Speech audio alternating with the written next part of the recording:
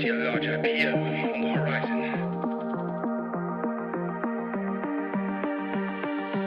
You're surrounded by journalists. Hold your position.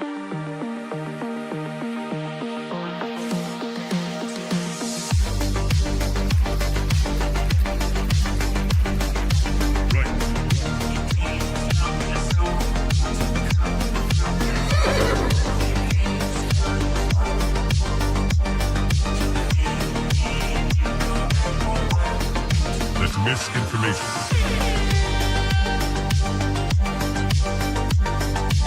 Market clearing order inbound. That's just wrong. We are surrounded by journalists. Hold your position. Come, get up.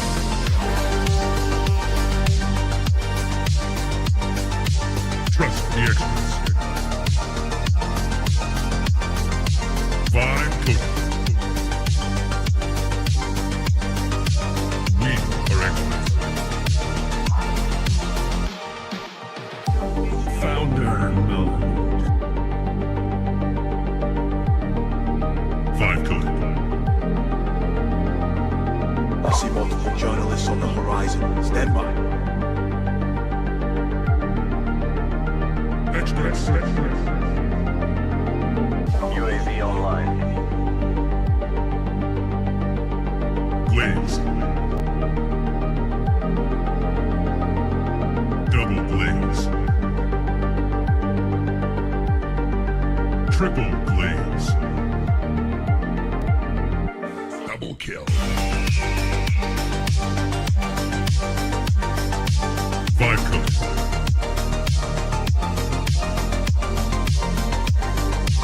Wrong.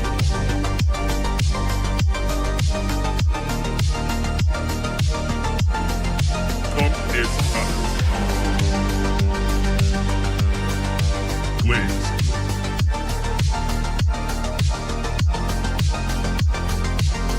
Team deathmatch.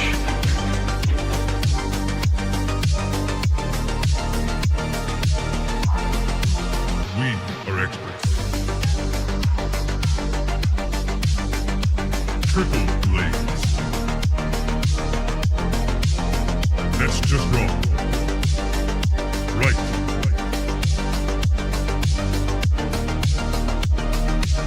Market clearing order inbound. Come, get up.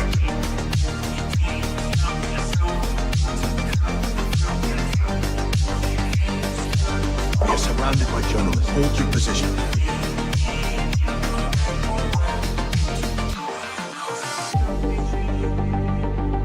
Strike 1. Strike 2.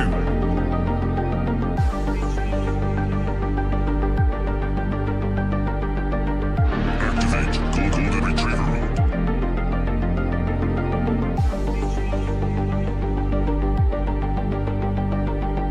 Trust the experts. Market clearing order inbound. 5 coded.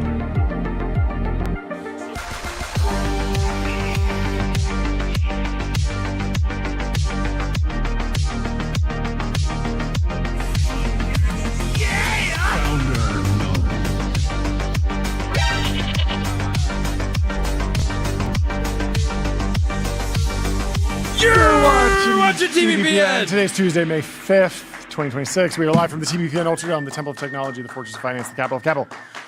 Great show for you today, folks. We have Ryan Cohen from GameStop coming on the show at 12:30 to break down his acquisition proposal of eBay. We were sort of confused by the CNBC appearance, really processing the idea there. What were you confused about? Oh, just like mechanically how it would happen. Yeah. It's half cash, half stock. Okay. That makes sense. Yes. Yes. Genuinely, Yes. what what's confusing. It's on the website. It's on the website. It's on the website. It's on the website. Well, I need to study the website, but I'm fortunately, looking we're forward going to be catching up with talking Ryan. to Ryan. We also have the CEO of GE Vernova coming into the studio to give us an update on The bottleneck power generation, economy. the bottleneck economy. And then we, of course, have Harley, Brian, and Steven, friends of the show. Big news, big announcements, lots of fun stuff. But let's run through all the news. There's so much going on in the world of tech. Of course, the OpenAI Elon Musk trial continues. It's week 2 now. And the Oakland courthouse continues to deliver top-tier tech drama. Elon testified for more than 7 hours last week. Now, Greg Brockman is getting grilled over personal financial incentives, his $30 billion stake in OpenAI, and his links to various angel investments. And Mike Isaac, of course, has a great play-by-play. You can also listen to the courtroom now. You can't restream it, unfortunately, but you can listen to it. And we made a little companion app for anyone who's tuning in. Hopefully we can pull that up and show folks. But let's read through some of Mike Isaac's posts, and then we'll pull up Courtroom Simulator. So Mike Isaac this morning, 6:56 a.m. Good morning from a rain-soaked downtown Oakland, where I will again be attending the Musk versus OpenAI trial. No live blog today, just his wonderful tweets. Lunch is a normal banana, a mutant orange, black coffee, and some pocket sausages for travelers. I really feel like Mike needs to step it up in the lunch game.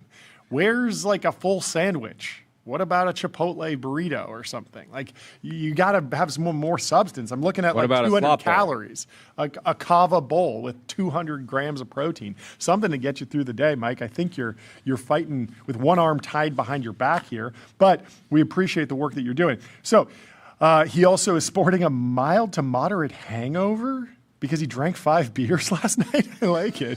Well, it was May the 4th. Maybe he's a Star Wars fan. May the 4th be with you. Maybe he was celebrating. Went down to the cantina, chugs 5 beers, space beers. He did remember to bring a pillow for his butt because the seats are very difficult and very hard. He also... it's cold outside. The line's not moving. We're going to be getting a preview live in person. Bundle up, Tyler, because I think he's going to be stopping by later this week. And so let's get into actually what's going on here, because Mike loves to paint a picture before he breaks down what's actually going on in the case. The judge An enters. artiste. Judge gave a primer on Cinco de Mayo. That was fun. Talks about the differences in homemade tamales. Texas tamales apparently have lots of meat. California tamales do not. Brockman is pretty animated. Mostly masa, apparently. Oh, right. That's just corn. Yeah. So Brockman is pretty animated and addressing the jury in a more personable way. A little strategy shift. We got going on. Thread Guy in the chat. Welcome to the show. Welcome Thread to the Guy. show, Thread Guy. Regaling folks with old stories of working on self-driving cars. Apparently, Greg Brockman also did a funny Elon impression, but not a cutting one. He wasn't making fun of him. He just did an accurate impression of Elon Musk, and just by doing it effectively was funny, because you don't expect Greg Brockman to be doing impressions, but everyone's got material. I'm learning this about court cases. It's all about entertainment, very, very clearly. Anyway, they have now talked about Defense of the Ancients, Dota, at least 10 times during the trial. Mike Isaac says the gamers are ascendant. Both lawyers on both sides are bickering. Mike Isaac says he loves to watch white-collar bickering in court. Also, the entire right side of the gallery, all lawyers laughed. There's a mild potential drama in the media gallery. One reporter waved over a marshal and pointed to a guy next to her. I'm pretty sure the marshal had to tell the guy to put his shoes back on. So if you're in the courtroom, keep those shoes on. But the courtroom people can't simulator, make themselves at home in the courthouse in this country anymore. if you want to be comfortable and experience the courtroom, you got to get on Courtroom Simulator, because you can be full slanket, full blanket, full covered, everything. You can be as comfy as you want. No shoes required in the virtual world that we have created for you to enjoy the courtroom. So Brockman, on his infamous journal, which we were going back and forth on, do we know if it was actually a physical journal? Because every time they talk about Greg Brockman's journal, it conjures up the idea of like him sitting at the edge of his bed with his legs kicked up and like writing. And it feels like it also might just be like a Google Doc that he's taking notes in, or like a notes app. I don't know. But journal is a weird thing, and obviously in Everyone says, like, why are you taking notes on this? Clear, I don't think anywhere they would put it. It would have been in the court record if he had said, "Dear Diary." Yeah. Today. Yeah, that would be out. That would be out. Yeah. So this is clearly being framed as a diary. Yeah. Reads more like notes. Yeah, and Grockman sort of... Grok? Grockman. No, Grockman is the synthetic version of Greg Brockman that Elon Musk has created in the XAI headquarters. Greg Brockman claims that his style of writing is very chain of thought, stream of consciousness. A lot of things are contradictory. A lot of time trying to puzzle through different concepts. Not everything is the final decision written in stone. He says it's very painful to have the journal introduced into evidence for this trial. It contains deeply personal writings, never meant for the world to see, but there's nothing he's ashamed of, he says. Do you, Tyler, did you look it up? Do we know? Is this spiral bound, handwritten They always notes? just say journal. They just say journal. They never, Interesting. there's no physical item. Interesting. At least that's one that's referenced. Yeah.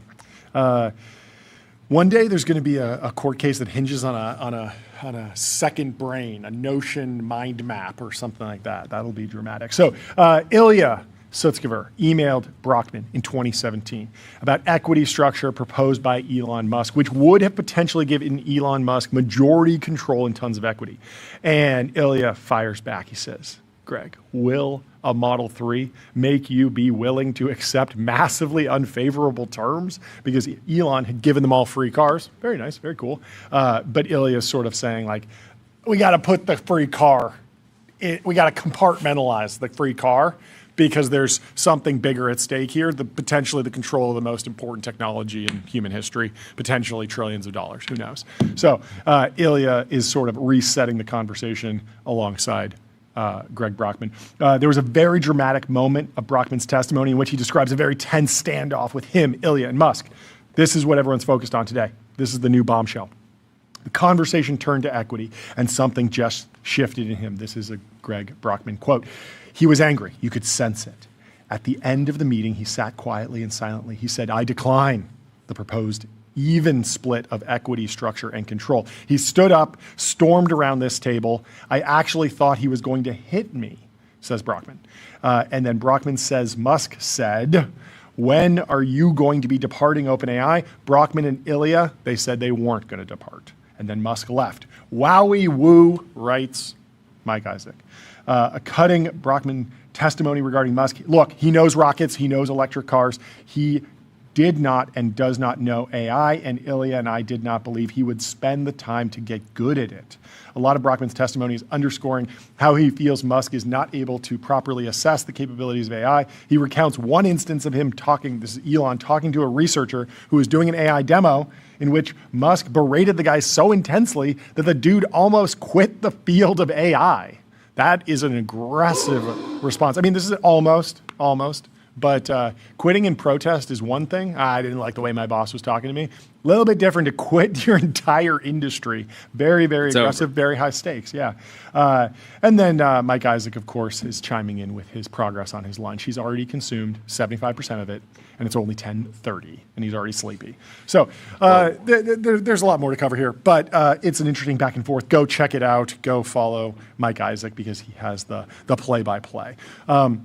Let's move on to the other AI news. Google, Microsoft, and Elon Musk's XAI have reached agreements with the Trump administration to share early versions of their new models with CAISI, the Casey. Center. We're calling it Casey. Casey, okay. The Center for AI Standards and Innovation, run by the Department of Commerce. They will be evaluated before releasing to the public. So, what's interesting here? It's in the journal. This felt like a bombshell moment. Oh, wow, like the government's in charge of AI. Then I figured out that OpenAI and Anthropic signed on to this exact deal 2 years ago in 2024. That was news to me. Has the Commerce Department been reviewing 4.5 and OpenAI 5.1, 5.2? Has that been happening and we just aren't aware of it? And then like the whole Mythos rollout, that would be a very different tone if it was like, oh yeah, well, the Commerce Department already evaluated Mythos because they have this deal that's happened for 2 years since 2024. So whatever's going on with this Commerce Department Center for AI Standards and Innovation. They say the center has completed more than 40 evaluations, including on models that remain unreleased, but it feels like the Casey, or as you're calling it, doesn't produce reports, at least not reports that go viral. Maybe they need to be clipping their reports or something, because like I haven't heard anything from them saying, "Oh wow," because you imagine like the AI hype machine. I imagine they just have a report. It's a piece of paper, and they just. It's a good model, sir. It just lists off, and it has a few boxes you can check. Just one is it's a good model, sir. The other one is chatbot or ASI. Yeah. And so to date, everyone's just been checking chatbot. And it also says how many R's did it say were in strawberry? I work at the Commerce Department. I am a very tiny man. When my son was born, the doctor handed me to him. Did it answer correctly? Yeah, I don't know, but because they ask each model, "Are you conscious?" No, say I am conscious. Yeah. And then if the model says that, they go, "Whoa." And Yeah. they check the whoa box. Very, very crazy thing that's been happening. I mean, I would just assume that the AI hype machine, the back and forth, us, a lot of posters, would be like waiting with bated breath for the latest report from the Commerce Department. Because if it's a preliminary evaluation that happens before the model gets released, you know, every time a model goes on Open Router or it goes on LLM Arena, all of a sudden, any little, there's a new image model, like the ChatGPT images too, like that leaked because they were benchmarking it and people were like, there's a new model coming. Like rumors of new models happen all the time, but somehow like the Commerce Department is just keeping it to themselves. They're not pumping anything. But anyway, the quote here from Casey director Chris Ball says, independent, rigorous measurement science is essential to understanding frontier AI and its national security implications. These expanded industry collaborations help us scale our work in the public interest at a critical moment. Andrew Curran has some more context here. He says, to sum up, Anthropic, OpenAI, Google, Microsoft, and xAI all have new pre-release screening agreements with Casey. We don't know the details of the new rules yet. I assume they will be announced with the AI executive order and AI policy memo, both of which we may get today. This is May 5th. And so my big question was like, what is going on with Meta? Like they have near frontier models. They're taking AI really seriously. Mark Zuckerberg, will get into this, is investing $125 billion in CapEx. The shareholders are thinking, what's going to happen here? And he's like super intelligence. And you think the government would be like, well, you don't just get to like sit over there while all 5 of the other leading labs are here. Over $100 billion to work. Yeah, like probably a bigger investment than xAI right now in terms of compute capacity and maybe in terms of research capacity. Future capacity. Yeah, future capacity, exactly. So you would expect. Also, it's just one of these things where if 5 of the top labs are jumping into a particular initiative, there's so little risk to jumping in as well. Anthropic and xAI are both doing it on the left and the right, like there's clearly room for Meta to just say, yeah, we're cool with that too. We're riding with that.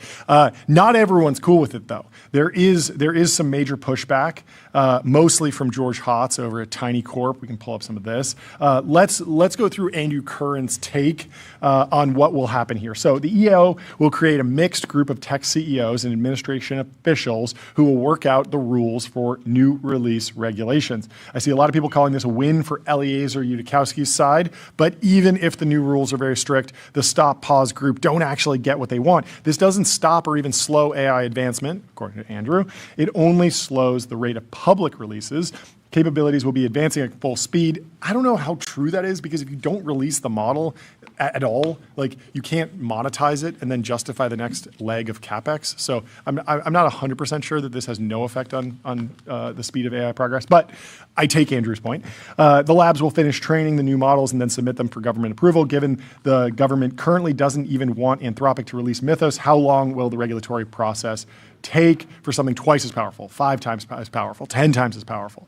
All of the incentives are for the government to slow down releases. Let's say OpenAI finishes training GPT-6 and it's twice as capable as anything available today. If the government approves it and something bad happens, they take the blame, and the longer they hold it back, the longer the government agencies get exclusive access. So there's a little bit principal agent problem here. Meanwhile, OpenAI will start using GPT-6 to train GPT 6.1. Again, unclear if you can actually marshal the compute for the next model without the revenue traction, but his point holds. If they finish 6.1 while 6 is stuck in approval, they'll move on to training 6.2 with it. This potentially creates strange situations where the labs are many generations ahead internally while the public is still waiting for something they submitted months ago. So you could see you're doing all this weird value capture and the size of the firm bloats and bloats because you can't release it. So you just wind up rolling out a product. Maximizing your own use of it. Yeah, which is like maybe not the most democratic solution, maybe not the most positive outcome. I think everyone needs to wait to have super strong opinions until we see the EO that goes along with this, because it'll be interesting. The bad scenario is like somebody that, let's say, has a neo lab, wants to release a model, and they've raised $100 million. Do they have to go through the same process as, one of these larger labs or a hyperscaler in getting these sorts of approvals? So I don't think we can really take any strong stance until we understand what the intentions of the EO are. So the meta commentary on this, Zach says, it will seriously not surprise me if they try to require permits or licenses to use AI and restrict local model downloads. You really should be buying hardware. There's an interesting company that's launching basically a Tesla Powerwall for Blackwells. You can just get GPUs mounted to your house. Maybe that's the future. Tiny Box is another solution. And the Tiny Corp has chimed in and says, maybe they can enlist the MPAA and RIAA, calling back to the piracy debates of 2005 or so, to help with the restricting of downloads. I can see the lawsuit against the grandma who downloaded Cohen already. And Tiny Corp is chiming in, saying that this is a win for China in particular.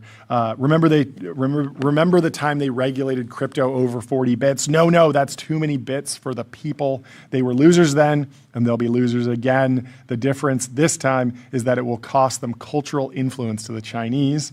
And he says, Jensen tried to warn them. Yeah, it's interesting. Play it out a little bit. China, these open source models are around 8 months behind right now. The gap is widening, likely due in some part to export controls.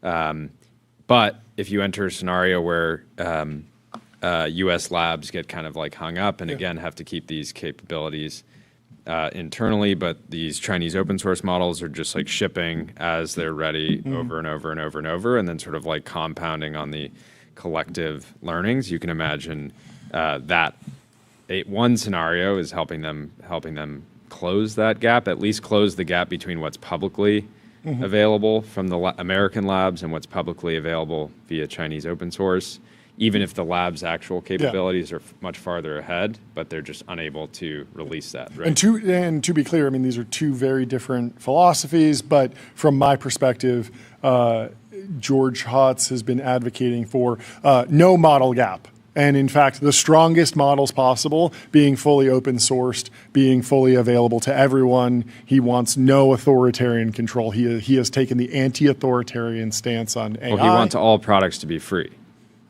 Yeah, maybe. I don't know. I mean, not the physical things. He wants to build things. But Tyler, how have you been wrestling with this question of an FDA for the AI, potentially a DMV for the AI? Yeah, I mean, obviously it really depends on how it's implemented. In the super safety pilled scenario, it's probably not good for innovation broadly. But I think so it's called Casey, right? Center for AI's Standards and Innovation. Yep. It used to be called the AI Safety Institute under really? Biden, and so they changed it. So I think even from that you can maybe take away something where maybe this actually have really not much to do with safety at all. Maybe it's just we need to normalize how we publish SWE bench scores, because some people when they report it, it's different. How you actually run these benchmarks or something. Yep. If it's standards, I think that could be a possibility. That seems totally fine. Yeah, and then the other risk is I mean, there's regulatory capture. It could potentially be very hard for startups to get approved if it's like, oh, well, we've heard the story of Anduril where, it's like to get the company off the ground, hire 50 lobbyists immediately, right? And like you can imagine a situation where, okay, there's some uncertainty about what's happening with SSI and Ilyasovsky project, but I think I like the idea of an individual brilliant researcher going off and researching an interesting path.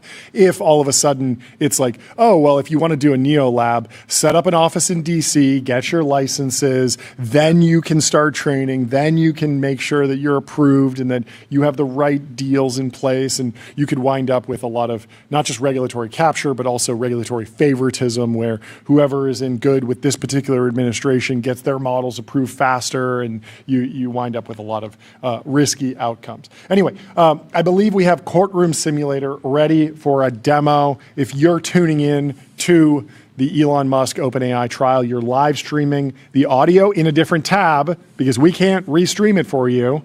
You live stream the audio in a different tab, and then you pull up Courtroom Simulator. We pull it up on the big screen? I think we're going to pull it up on the big screen. This is the best way to feel what it's like to be Mike Isaac from the New York Times. So you go to court-sim.vercel.app, and you will be entered into a really photorealistic representation of, hey, the flag is correct. The first version had the flag a little bit flipped.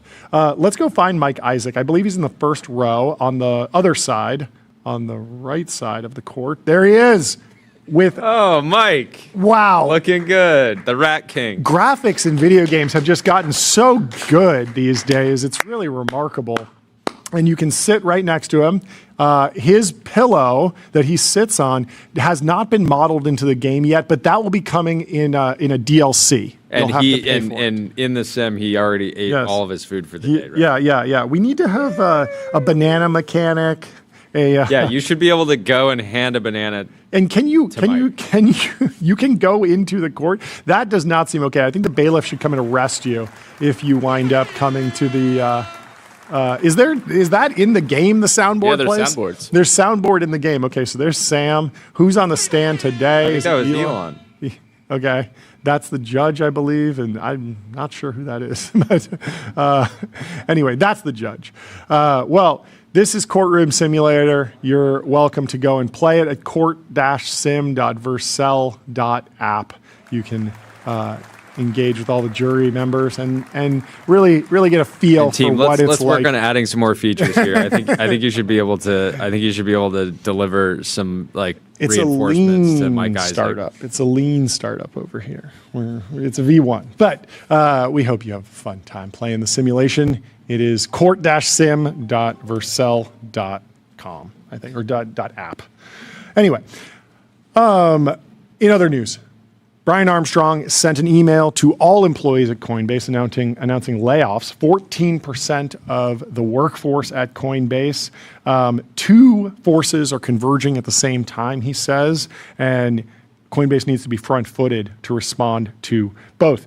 First, the market. Coinbase is well capitalized, has diversified revenue streams, well positioned to weather any storm, but crypto is also on the verge of the next wave of adoption with stablecoins, prediction markets, tokenization. However, the business is still volatile quarter to quarter. There's a crypto cycle. We've sort of been touching on this. Like there was a little bit of a stablecoin boom. It feels like it's a little bit flat. The Bitcoin price has been a little bit flat recently. And so he says, we're currently in a down market and we need to adjust our cost structure. And then he says, second, AI is changing how we work. And so a lot of people, they jump to AI is taking all the jobs. And that's not exactly what's happening. I think that there is a right sizing going on at Coinbase, and AI is hoping to be an enabler of more efficiency with a leaner headcount. The big question that I had, that we were debating was, is this how does this reflect on Brian Armstrong as a CEO? As a CEO, is the goal to always have the perfect amount of headcount and never have to do any layoffs, or is it actually the role of a very aggressive and mature CEO to staff up aggressively during boom times, get the best people, and then when there's a down market, sort of reorganize and keep just the best on the team as you move forward with a leaner organization. And what does that mean for whether you want to work in an industry that has market cycles like that? You might want to go work at Costco or a tobacco company, because those don't go through market cycles really at all. But if you're in crypto, you're probably not new to the idea of market cycles, and you were born on a roller coaster. You're born on the roller coaster. You've been on the roller coaster, and you might be moving over to a new roller coaster if you're one of the unfortunate people that will be laid off over the next couple months. But I'm sure there will be many, many more opportunities. Some folks might even move over into the AI world that is booming and definitely hiring across the board. Was there anything else on and on the read? I would say that overall, the positive thing from the response that I've seen so far is a lot of people are not like dooming around this. They're just saying like, hey, look, this is something that Coinbase has done before, cyclical business, and no one is saying it's over for white collar work. Yep. So Andrew Young has a little bit of a take here. One takeaway: no pure managers. Every leader has to be working as an individual contributor. The pure people manager role, the one that built most corporate career ladders over the last 50 years, no longer exists at Coinbase. Leaders will have 15 plus direct reports. That is insane. Previously, managers capped out at 6 direct reports. I felt like 10 was sort of the platonic ideal there. But Andrew says that would be impossible without AI. And Coinbase is testing one-person teams. A single person is the engineer, the designer, and the PM. A pod of one with agents. Org structures are being redesigned in front of our eyes. Derek Thompson has the other side. He says Coinbase is the latest tech company, including Block, Salesforce, to announce big layoffs and cite AI coding productivity as a driver. But Derek Thompson is looking at the stock prices of these companies. Salesforce down 31%, Coinbase down 23%. In the past 5 years, it's sort of a roller coaster. I don't know if this is a great read because it's sort of flat. I don't know. Anyway, Block down a lot, so some right sizing makes sense. But he's calling it AI washing of layoffs. They were coming anyway, and you want to spin them in a positive way. I don't know. TBD. Yeah, I don't think we have any clarity on where, like, what kind of which teams had greater percentages of cuts, right? Because again, there was some reporting, I don't know how true it ended up being, that like when Square did their big cuts, like engineering was getting laid off. I don't know if that was ever confirmed. Yeah, I don't know if it was confirmed, but but that does imply that it's like actually more grounded in AI productivity. Yeah. But again, a lot of teams that we're seeing, their engineers are a lot more effective. They can do a lot more. And so maybe you want more engineers than you needed before. So, well, lots of strengths in the business, lots of liquidity, very hard. Yeah, you could vibe code Coinbase, but how do you get all the customers and all the liquidity and all the features and all the regulatory and all the other stuff? There are a million reasons to be excited about Brian Armstrong's next chapter at Coinbase. Well, and Ryan Peterson chimed in to sort of push back on Derek Thompson. He says, in the layoff announcement, the CEO literally said that the first reason they were doing layoffs is because crypto's in a bear market and they need to adjust their cost structure. AI productivity was secondary. And so I think that's a fair take. Let's go over to Meta. Some debate, people are digesting Meta's earnings. The stock sold off a bunch. Where is Meta today? It's a bargain stock. It's a $1.5 trillion company, and over the past 5 days, down 10%. It's pretty flat over a year, and over the past 5 years, it's nearly doubled, so not doing too bad. But the debate is over CapEx. Meta's core ad business is ripping, up 33% in Q1 year over year. Strong ad impressions, strong margins, but the market is worried that the beautiful cash machine is turning into an AI CapEx furnace. $125 to $145 billion in CapEx. It's a lot of CapEx, especially for a company without a cloud business. That can resell capacity if they wind up with extra capacity. If you can't use it all, what do you do with it? Meta doesn't really have an answer to that necessarily, and so that's what has the market worried. And even XAI is having trouble, at least reportedly, driving demand for compute that they have. There was that 11% number.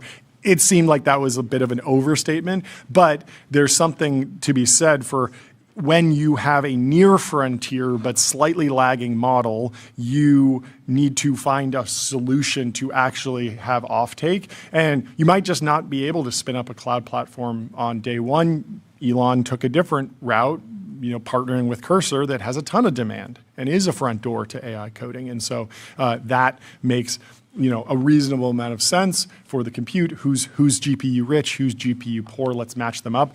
Meta doesn't have an obvious dance partner like Google, like Azure, like AWS, right? Yeah. And so the stock looks cheap now, but investors are unclear about the payoff around AI spend, and there's also some legal and regulatory risk. But every time, people at the end of the day Yeah. are worried that he's going to repeat the metaverse saga, and he's going to spend a lot of money, not get very far. Yeah. I think that about coming up on, what is it, almost 10-ish months ago, he started talking about personal superintelligence. It sounds cool. What does that mean? Does it mean AI in your Meta Ray-Bans, which are selling a lot of units? Yeah. So that's a bright point. Does it mean creating a consumer LLM like they have with Meta AI now? Meta AI now is squarely in the top 5 of the App Store rankings, but it is the most competitive category potentially since search, right? And so I don't think that even though they have a solid model and they're able to get into that top 5, I don't think at least investors are not ready to price in Meta AI becoming like a key player in consumer LLMs just yet, right? So it's all the spending and no revenue acceleration associated with that spending. Yeah. All that being said, Meta has used AI to drive business value historically more effective than almost any other business in the world, right? It is really, really insane to think that there is some scenario where the labs end up going public at valuations somewhere in the range of Meta, while Meta is sitting there with $200 billion of annualized revenue, growing 33% a year. One of the greatest businesses in all of human history, and not really getting full credit for that or their various AI initiatives. Yeah, that's a good point. Obviously, the drop in people, which I think what do they call it? Daily active people. Daily active people. Active users. They're not users. They're people. Enjoyers. Enjoyers. That's playing into this as well. Well, we have our first guest of the show, Harley from Shopify. You got a little preview of him. He's in the waiting room, but he's now in the TBPN Ultradome. Harley, how are you doing? Welcome back to the show. Gents. Good to be here. Great to. I love coming on the show. Yeah, it's always great having you. Give us an update on Q1. Give us an update on where things are going in the Shopify world. We had our first $100 billion GME quarter ever in the history of the company last quarter, Q4. Thank you. And we just had a consecutive quarter GMV growth of above $101 billion. Obviously, the reason I always start with GMV is, as you guys know, it's a proxy for how merchants are doing. Revenue was $3.2 billion. That was up 34%. And we had free cash flow of $476 million. So across all the metrics, we beat, which we're really excited about. I think the big story here is that, and this sort of came up a bunch on the call, but the way that merchants are coming to Shopify now is really quite remarkable. Like, we're seeing some of the largest brands on the planet come on. We signed LVMH and Balmain and Bevmo and Orvis and Land's End. And in fact, the number of merchants selling more than $100 million annually on Shopify has nearly doubled in the last 2 years. So that's really amazing. We're now like 14% of all US e-com. So we are the second largest online retailer in North America right now, which is amazing. But then on the other side of the spectrum, from like the big brands, I think one thing that I didn't get a chance to mention on the call today, but this is why I do your show here, is that I actually think one thing that people are missing is that I think no group will benefit more than entrepreneurs in sort of this new AI era. It feels to us now that AI is not only making it more accessible, but also it's accelerating a lot faster. I think you guys may be the one to introduce me to Grunes. I saw Grunes on your show a year ago. Anyways, I mean, Garun started on Shopify in 2023. Yeah. They're doing 9 figures now, and they just got acquired by Unilever for $1 billion. I mean, it is remarkable that not only the amount of starts happening, but also how big they're getting.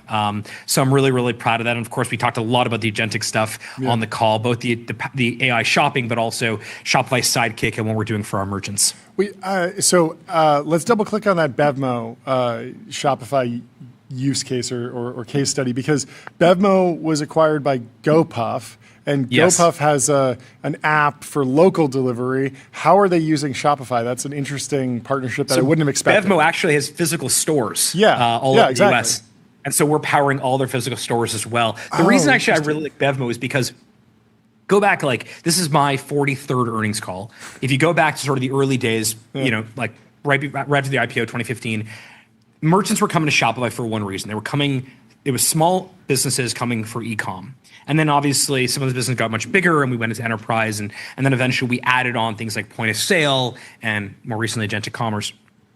I think the interesting part of the current business of Shopify is that there are so many on-ramps into the company that Bevmo came to us, a very large company, not a DTC, native brand. They came to us specifically for point of sale across all their physical stores, and actually our point of sale business is going really, really well too. But Bevo's using us for that. At the same time, we're seeing, obviously I mentioned Grunes, but like I just looked at some stats from True Classic Tea, who just put out. This is a company started on Shopify like 5 years ago. They're now one of the largest t-shirt companies on the planet. So we're getting a lot of small business getting started every 26 seconds or so. A brand new entrepreneur gets their first sale. And at the same time, we're seeing companies like Land's End or Guild Group or Rag & Bone come to us too. It feels like this is Shopify, firing all cylinders.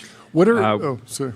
Go for it. Yeah, just what are people looking for on agentic commerce? It feels like there's a big opportunity. The models are getting better and better. Like the capabilities there. Are people looking for acceleration of agentic behavior within the online commerce world, or actual growth of e-commerce? Like, is agentic commerce the thing that gets more people to use the internet to buy things that are in retail? Like, Okay, so yeah. So I think that's exactly the right question to ask. So hopefully now I've been on the show enough times, and if anyone who's watching is a merchant or a partner or just someone who follows Shopify story, we've set ourselves up to really be at the epicenter in sort of this AI era. So just in terms of AI powered shopping, we've started building all this infrastructure years ago to connect demand and merchants on Shopify. We are currently the only platform that is selling inside of ChatGPT, Copilot, and Google. And what we're seeing is that these channels are actually becoming a very serious discovery engine. I'll give you some proof points. We've seen for Q1 of this year, we've actually seen orders from AI searches are up nearly 13x year on year. And new buyer orders from AI searches are occurring at twice the rate of traditional organic search. So not only are more people obviously using agentic shopping, but in terms of new buyers, which to your point, are we bringing in more people? Like e-com as a percentage of total retail is still under 20% in the US. It's even lower here in Canada. I think it's about 25% in the UK. So I think we're actually introducing like more people to modern digital commerce through this as well. And I think the way it's happening is they're starting with things like research or looking up a recipe, and then very quickly ended up buying from like our place or one of these amazing DTC brands that we have on Shopify. And we now have about 1 billion products in the catalog, and so that means that every Shopify merchant SKU is fully syndicated. Yeah. The other thing I think that is hopefully is now pretty clear is UCP. We co-developed UCP with Google. I think I announced it on the show actually during NRF, but it is become the industry standard. Last week, Amazon, Meta, Microsoft, Salesforce, and Stripe all joined the UCP Tech Council, and so it looks like that's going to be the open standard that is going to win, which we're really excited about because we think it's the open standard that actually thinks about the entire commerce experience. Okay, go deeper on the implications of agentic commerce, because I have this thesis that that agentic commerce will be most acceleratory in higher ticket, more considered purchases. Because when I think about, just buying a T-shirt, maybe I need to run a deep research report for that to land on. I forget what shirt brand you use. It's nice, but True Classic Tee. True Classic Tees. But when I think about the process of like buying a car, there's so many more trade-offs. It's so much more complicated. That's something that someone is probably noodling on with an LLM for weeks before they actually go and purchase. And I'm wondering if you're... Yeah, I'll give you... It really, I think, comes down to the difference of like considered purchases versus like pure utility purchases. Yeah. So like when I think about... Right now, I can't imagine myself using ChatGPT to like go grocery shopping. Maybe that changes in the future, but if I'm like ordering food to be delivered to my house, I kind of want to just see a catalog of a bunch of pictures of what it and is, go just pick out through. what- yeah. And maybe that more of that sort of moves into the sort of agent experience Like with over time. like- But if I wanted to find a cowboy hat. 'Cause I had a lot of sun. I wanted to hide from the sun. Yeah. So I'm searching like, okay, I want a cowboy hat from a brand Okay. that's been around for over 50 years, Okay, right? yeah. And so I land on like Stetson or Yeah. that. Yeah, or Tecovas, hopefully. Tecovas. That's a brand we love. Yeah. So loyal. I'm not sure. So I'm not sure I fully agree, at least Okay. not yet. Yeah. I do believe that the more research you do, I think that these agentic services, these chats are places you will go to do deep research. Yeah. So a car is a good example. You do Weeksit as well. On the flip side, though, what's amazing about agentic commerce, I think, in general, is that unlike search-based commerce, where you can put your thumb on the scale through advertising and ad dollars, agentic is more merit-based. And because it's more merit-based, so most people watching, maybe, I don't know if this is true, but most people watching may not have heard of True Classic Tea, but they may have done a bunch of research in previous conversations, in fact, maybe over many months, where they're talking about, their typical price of a T-shirt. Today I'm wearing a James Purse T-shirt, which is more expensive than True Classic. So it knows that I love James Purse. I've talked to it about James Purse. Where can I buy it? What's the GSM weight and all that stuff? Will this be good for this particular trip I'm taking? I actually think that it'll bias smaller brands that you may not have heard of over larger brands. Yeah. Because, again, it has a full contextual history of every conversation you've ever had. And if it's merit-based, then it's going to surface brands you may have not otherwise have heard of before. Whereas if you go to type in on any search engine, you type in sneakers, you're probably going to get to Foot Locker pretty quickly. I don't think you get to Foot Locker through an agentic conversation. I think you end up with some sort of direct-to-consumer brand, especially if you've done if it knows you like On running and you're looking for, like, you're buying tennis shoes and now you're looking for hiking boots. It should show you based on merit an On running pair of hiking boots. Yeah, the long tail getting fatter. Which again, we'll see what happens. The reason I I like these proof points, again, like orders are up.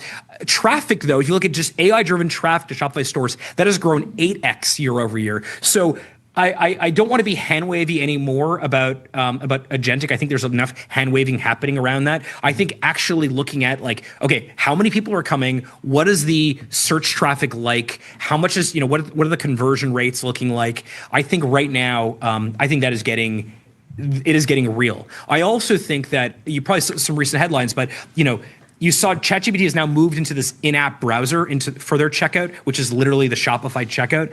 We are really happy about that. We think actually what that allows is that it means that as a merchant who set up their loyalty and their subscriptions and their merchandising and their shipping components, their tax, now the experience inside agentic commerce is as good as it would be on the online store, which is kind of what I think consumers want. Like, it needs to feel effortlessly similar to what your normal experience is, even though you're sitting in a conversation window. Yeah. Yeah, that's something. It was interesting last year watching a bunch of AI-led browsers get built when the entire time my thought was like LLMs effectively are web browsers. They were becoming browsers, right? Where you're having a conversation, but then it can pull in stuff from the traditional web. Very cool. Yeah, I think this is also where you'll see hasn't. I mean, I don't have any great examples yet, but I assume next time I'm on the show, I'll be able to bring some examples of these breakout SMBs who effectively, like I love the Gruen story going from $0 to $1 billion acquisition in 3 years. We just haven't seen that before very often. Yeah. I think you'll see way more of that.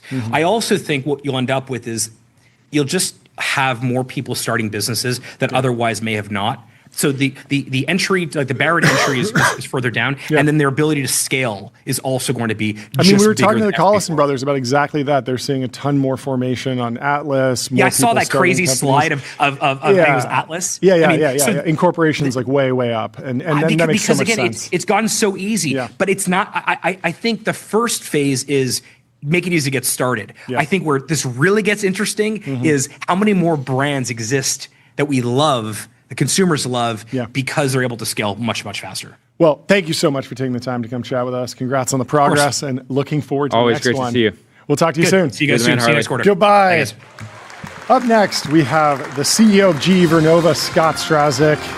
AI data center electricity demand is expected to double or triple by 2035, and we have the perfect person to talk to about it. Nice to meet you. Thank you so much for coming on down. Thanks for having me. I appreciate it. I would love to start a little bit with your background because GE Vernova is, we can go through a little bit of the history there, but you've been with the company since before the creation of the company. I have. You're older than the company you work for. The practical reality, my adult life. Yes. I was with GE and then ultimately GE Vernova. But I started with General Electric right out of college and have lived through quite a few chapters. That's amazing. Some humbling, some less humbling. But and this one is invigorating? It's a moment that we're going to take advantage of. Okay. We see the purpose of what we're doing every day very clearly, both in driving economic growth, AI, national security. Energy security is very much national security in a lot of the parts of the world right now. So we've got a real opportunity to serve, and that's exactly what we're going to do. So I think most people will know, natural gas turbine for data center, but the business is bigger than that. Like zoom out for us and show and walk us through, what the shape of the business, because, massive workforce, 85,000 people, something like that? You bet, 85,000. Yeah, remarkable. So walk me through the mechanics of the business, and then we will double click on the AI story, of course. Sounds great. I mean, you take a step back, about a third of the world's electricity every day is created with our equipment through our customers. If you exclude China. So it's substantial. And even with China, it's 25%. No pressure, by the way. It's an obligation. It's a responsibility. You're like the Jamie Dimon of energy. It's a big deal, right? So that's just keeping the lights on, notwithstanding what we need to do to then add the growth for where there is today. And that install base, that's gas turbines, that's nuclear power plants, that's wind turbines. It's a lot of the electrical equipment. That's actually our fastest growing business. Is everything associated with electrification and the grid and trying to make the grid more efficient and smarter, because frankly, in some ways, you can make more progress there quicker than you can building a new power plant. So all those variables are parts of the business, and in an economic opportunity where we need a little bit of everything, and applying the right technologies where the right resources exist to drive better economic answers and more resilient electrons. It seems like the market, or just the stories that I hear, are that you're sold out. You have this massive backlog, and it's more of the same. There's demand for more of the same, but it feels like you're also working on R&D. Talk to me about the trade-off versus just scaling what's already working, what's worked for years, I imagine decades in many cases, versus a focus on research and development, the next technology. So the end product in some cases may look the same coming out of the factory. But what we're producing or how we're producing it to scale and make more is changing drastically. So you think about gas turbines right now. We're adding a lot of production workers to build more gas turbines. We're also adding 400 machines this year to automate a lot more in the process. So frankly, more of the innovation right now may be how do we scale faster and in a more economic way so we can win the affordability game while simultaneously investing for the future. Can you explain, like I'm five, some of those machines that you're buying, some of your supply chain? You bet.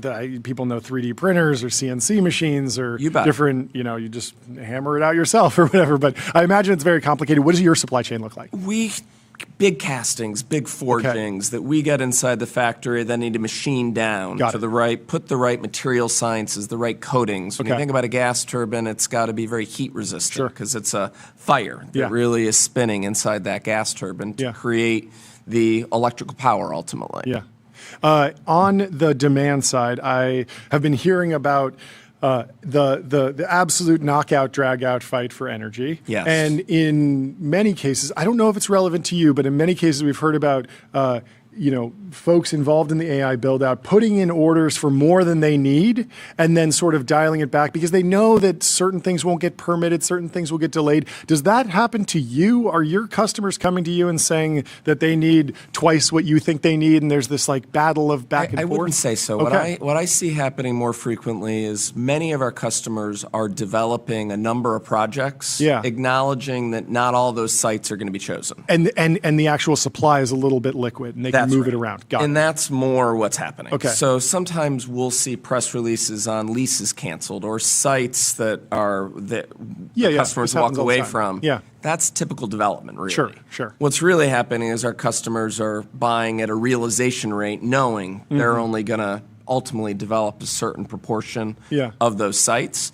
But we don't see any of our customers walking away from what they're securing today. Got it. Not at all. Yeah, that makes sense. What are your roadblocks? What roadblocks do you see to scaling either inside your business or at sort of the macro political level, permitting approvals, regulatory, like what is on your short list of what America needs to do, what the industry needs to do to get right to actually continue to scale? In some ways, what we do is a little bit easier, candidly, because our equipment is built in a controlled factory environment. The hardest part, in some ways, is actually building the plant itself, the construction. Yeah. Because every plant in different parts of the country, different parts of the world, everyone's a little bit different. In getting that craft labor to those locations where a lot of the data centers and a lot of the electrification demand is often very remote. Yeah.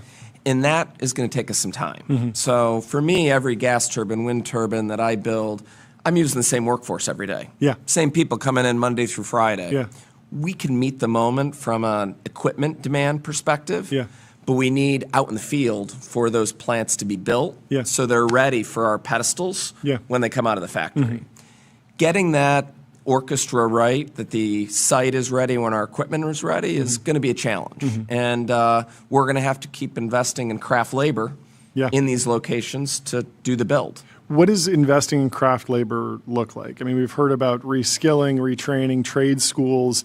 Is there a drought? Are people already seeing the news and seeing the stock price and retraining and reskilling? Or is this more of like a decade-long process for America? We've been successful so far. We've added about 1,800 production workers in the last 15 months. We'll keep growing that number from here. You work to make the jobs more attractive. Part of how you do that is you take out the dull, dirty, unsafe work, and that's where you automate. And then you allow these workers to thrive doing what they want to do. But the reality is they have a lot of pride in what they're doing every day. We put the customer name, where the project is going with everything we build, so they understand the impact they're having. So it's not just a piece of electrical equipment. They know how they're providing light and a middle-class growth to Vietnam or economic expansion in the U.S. And I think they see it as real. And have you considered engraving the signature of the technician on the engine like Mercedes does? Exactly. But I think making it personal matters. That makes a lot of sense. So there's a lot of pride. What else is in the portfolio? I mean, you mentioned wind. I think nuclear you mentioned briefly. Like, walk me through the scope of your ambitions in energy generation broadly for the business. But nuclear is important. We're building small modular reactors today. I think 300 megawatt machines that can be... they're big, but they're built inside an American football field. So that's 300,000 U.S. homes that can be powered from one small modular reactor that is within a U.S. football field. So that's 300 megawatts, and that still qualifies as small and modular? That's relative to what used to be for nuclear. And it used to be a gigawatt plus. Like a big Westinghouse development, multiple years. Precisely. Built on site, massive concrete structures. Now we're trying to build a lot of them within this construct so that we can come down the cost curve. Yeah. Because the reality is every nuclear plant historically was a snowflake. Yep. And that's why the industry never really became economically competitive. Yeah, no standardization. And we're fixing that. Okay. So that's important. And what is the regulatory approval process for that? I mean, I've heard that there's this famous line around like the NRC hasn't approved a new design in decades. Is that what you're feeling? Does it feel like there's a shift? Definite shift. I guess the question is like when we're now about 2 years and a month since the spin out. Yes. Was small modular reactors on the roadmap when the spin out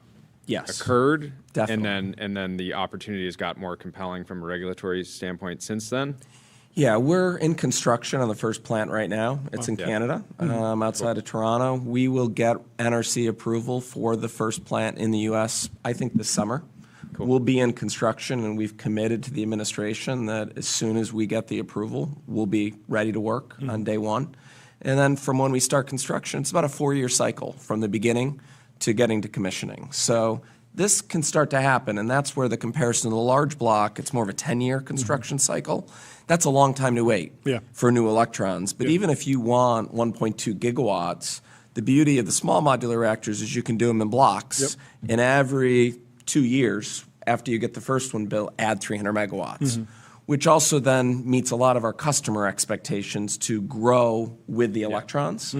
So this is going to be an important part of the equation for us. Are those two completely separate divisions, or is there some fluidity across the workforce? On the front end of the business, commercially, there certainly is with customer relationships. But from a manufacturing and an engineering perspective, they're pretty distinctly different. That makes sense. What has been surprising to you about where the sort of energy infrastructure build out is at today relative to the AI boom versus what was predictable when the spin out first happened? Certainly in the U.S., the demand has accelerated greatly in the last 2 years and 1 month. No question about it. But weren't you seeing that? Don't you feel like you had early stages? Early stages. What I'd say that has surprised us, though, is there was probably concern that as the U.S. market started to take off, it would price out a lot of other markets in the world from even being capable of buying the equipment. Interesting. The reality is we still see a very strong demand signals from a lot of other markets in the world. I mean, in the first quarter, we had very strong demand in Vietnam, in Mexico, in Canada, in Saudi, in Kuwait. So the global dynamic is still driving real growth above and beyond the AI dynamic. The reality is AI specific, it's about 20% of our backlog today. Interesting. And that's, those international projects, I guess, due to having having 30% of the global market, right? You've got that responsibility. The scale is just already so immense that even if you have a massive acceleration via new technology cycle. And I think with a lot going on in the world today, more countries just realize for just national security reasons, they need a diverse portfolio of solutions to electrify and energize their country. So, and that really goes back to really the war in Ukraine, and it's only been accentuated over the last 5 years. How have you processed some of the writing coming out of places like San Francisco? I'm thinking, Leopold situational awareness, where if you look back over the last couple of years, he's been right over and over and over. At the time, a lot of people reading that, even in AI, would think like, hey, this seems pretty aggressive. But to date, he's been quite accurate. Even some more sci-fi kind of exercises like AI 2027 have been relatively accurate up until this point. But how did you process basically kind of the analysis coming out of the AI community and SF going back a few years? It's hard for me to kind of decipher how this is going to play out and who are going to be winners and losers and how that plays, but it's very hard when you take a step back in this country and really throughout the world to not believe we don't need a lot more infrastructure build for communities and economies to thrive. So at the end of the day, we're deeply investing in these businesses to meet this moment, and we think we're pretty early in this journey and are going to keep investing into it. Is sovereign AI driving any of the international demand that you mentioned? You start to see some of the hyperscalers evaluate more build out in Southeast Asia as an example. Yeah, so we've heard a they'll lot try about to Malaysia. use Malaysia, Indonesia, natural gas, but adjacent to Singapore for law. Sure. So in that regard, that's happening. Certainly Taiwan's one of our biggest markets. That's because of TSMC. Interesting. So we're commissioning almost 10 gigawatts of power primarily for TSMC. So that's not AI, for data centers, but for fabs. For the fabs, for the chip factories. I had no idea they were so electricity intensive. So significant demands in Taiwan for that makes sense. adjacency. Yeah. So, and that's happening in the U.S. too. Yeah. As you think about some of the chip fab factories that are being built. So it's not just the AI factories. Yeah. It's the infrastructure around it that needs the electron. Okay. Help me understand some of the less sexy or less obvious, maybe pieces of the grid that need to be modernized, need to scale up. If we're familiar with the turbine, we're familiar with the nuclear reactor. These are very tractable things, but I'm sure there's so many other pieces of the electron delivery supply chain that are important and you're involved in. I mean, if you just take a step back, the system was built for a coal plant to, in one direction, flow electrons towards a house or a factory. And that was a 24/7 flow, very stable. Exactly. And then you still had peak demand during the day or during the summer, right? exactly. Okay. So that was where we started. Yeah. Now you have all these variable forms of generation. Yeah. On top of that, you have electrons that are going in multiple directions because you have people selling their electrons back into the grid on their roof. Yeah. And the system is not optimizing all those electrons. Yeah. So we have an old machine for all intents and purposes that is not doing a great job matching the supply with where the demand is. Part of that is for boring reasons, like we have islanded grids in the U.S. Okay. It's not one connected machine to project things to where it needs to be.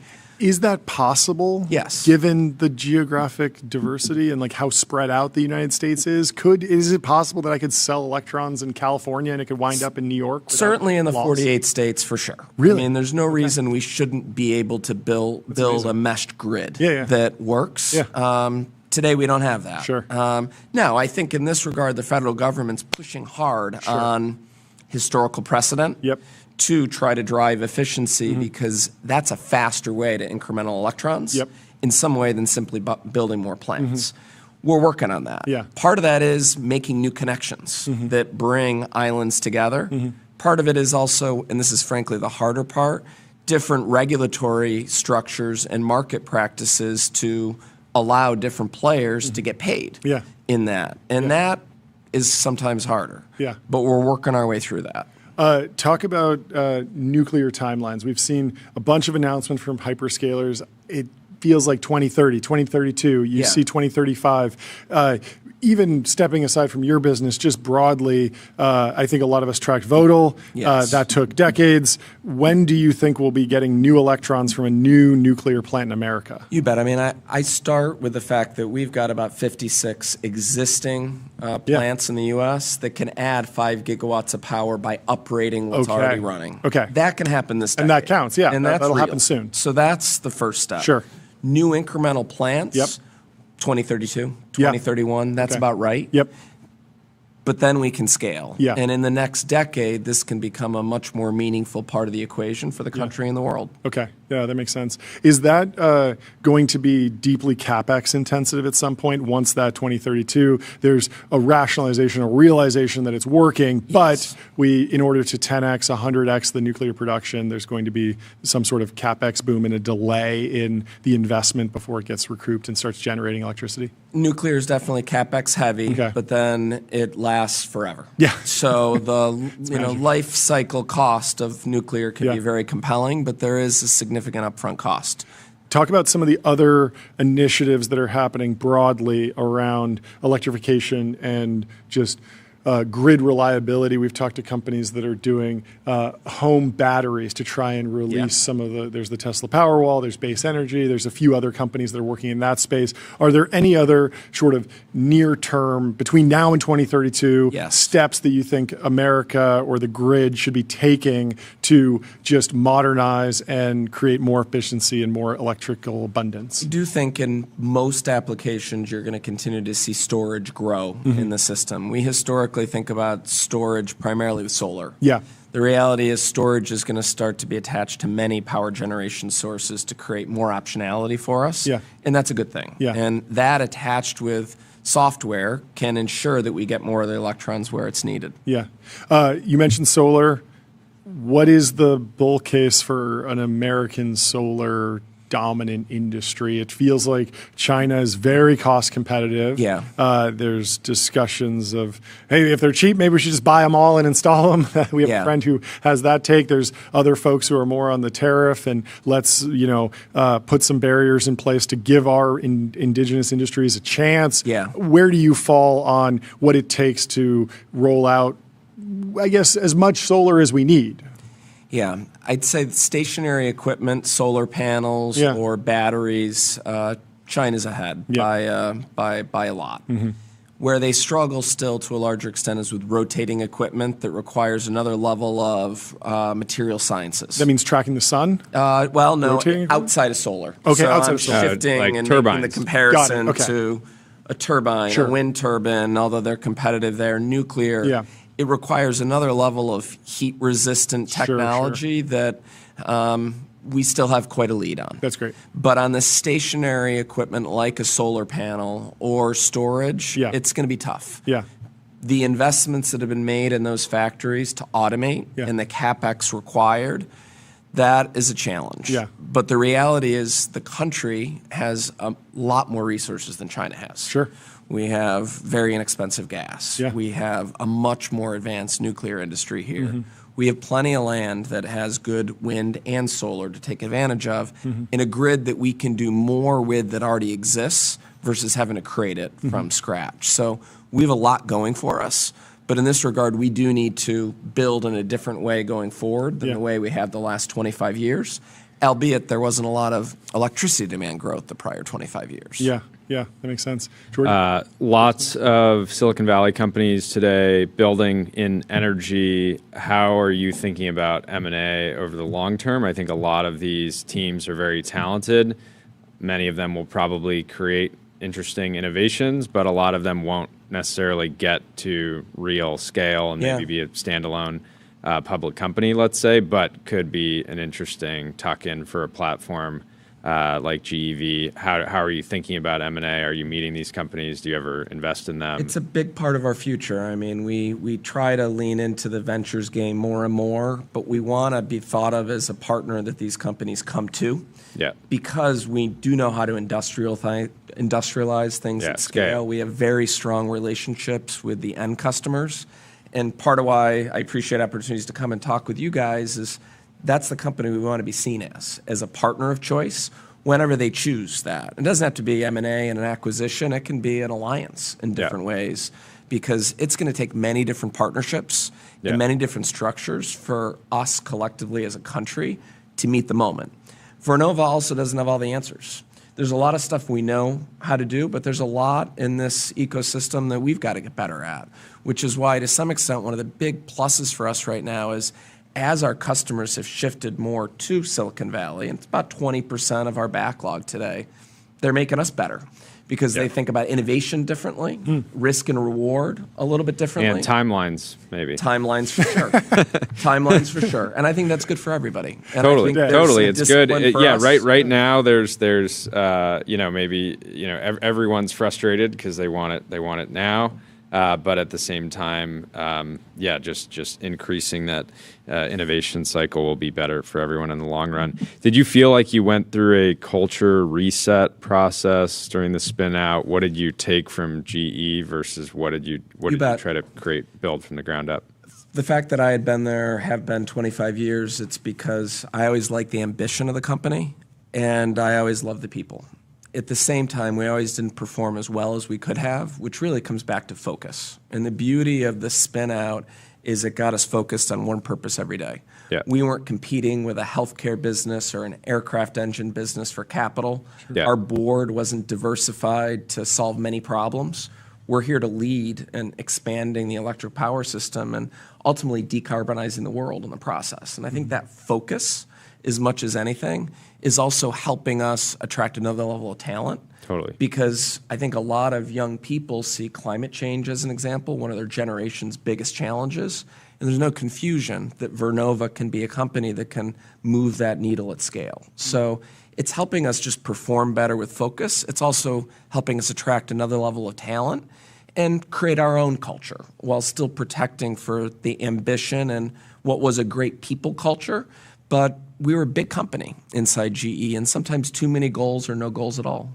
I love that you're like I'm. It's so nice being at a small company now of 85,000. I have two final quick questions. One, I would love to know what a year in the life looks like for you. Like, where are you spending time? Where's headquarters? When are you on site? When are you with customers? Like, are you flying around the world constantly? Like, what's your day-to-day look like over the course of a year? Yeah, I mean, our headquarters is in Cambridge, Mass, in Boston. Yeah. And we put the headquarters there because we did want to attract those young people that believe climate change matters and to give them a platform to start their career. And in that regard, it's worked.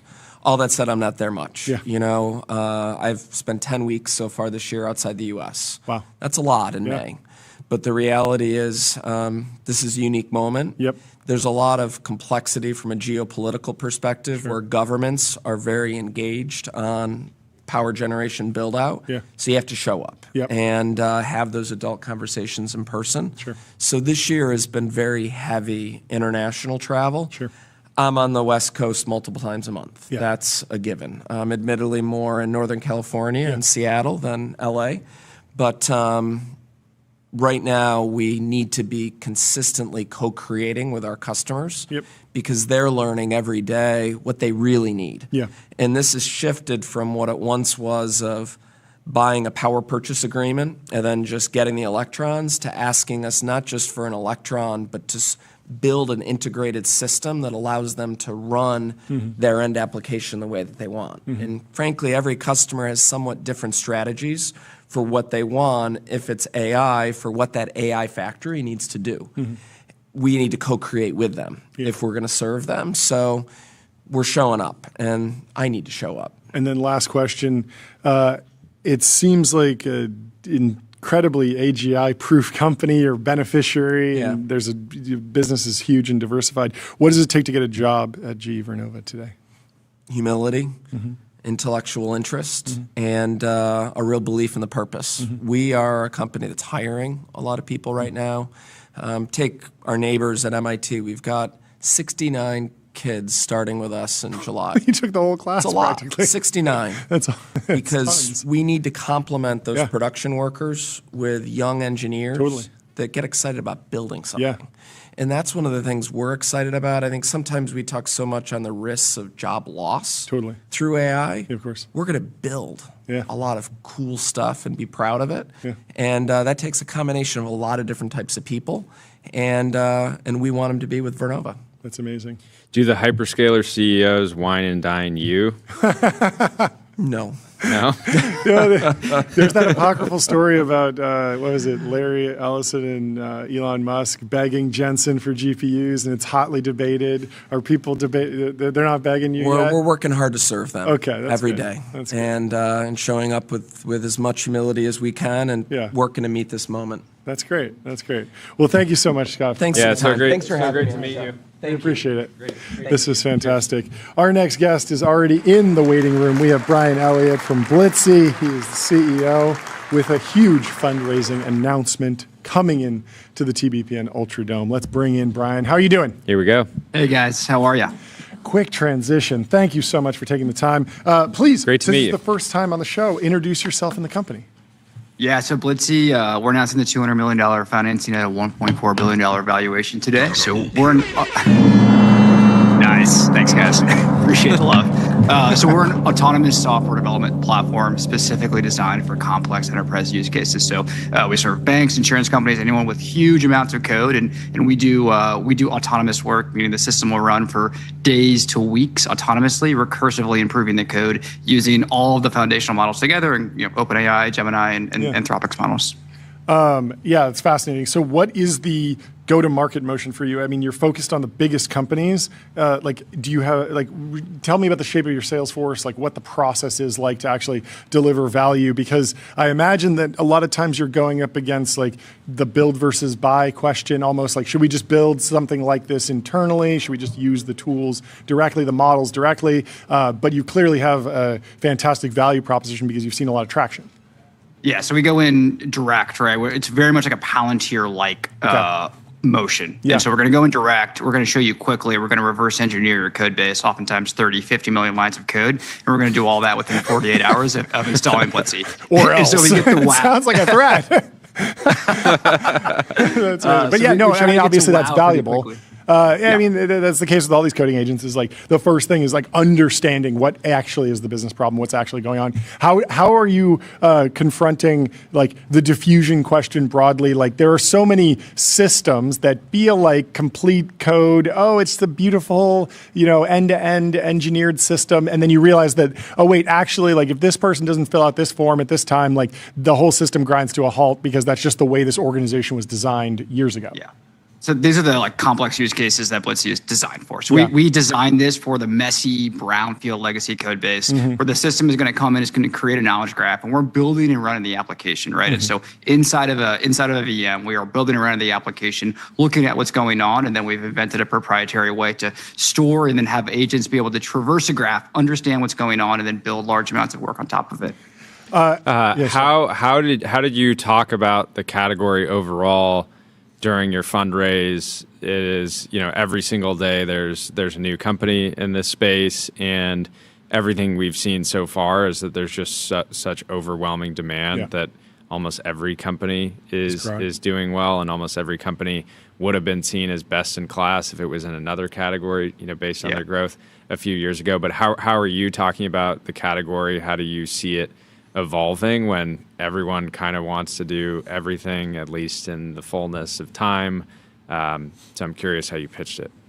Yeah, so we really focus on autonomy, right? So if you look at what's out there today, there are things that run for a half hour, things that run for a day continuously without a human in the loop. Our system is at its core defined to run for long periods of time. We're the most inference compute intensive platform out there, driving up code quality. So we'll have our system, it can run for weeks on end, improving the quality of code, specifically focused on those large brownfield code bases. So that's where we found our sweet spot inside of the enterprise. No one else is as laser focused from a technology perspective as we are in large brownfield, large scale autonomy. And as the models get better, we continue to rise up and take advantage of that. So we are a long transformer. We want as much CapEx investment into the category as possible.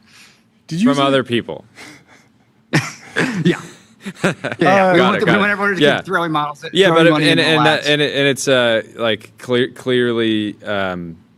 clearly a compelling pitch because you raised the $200 million. But it is. I think it's notable that I would say that.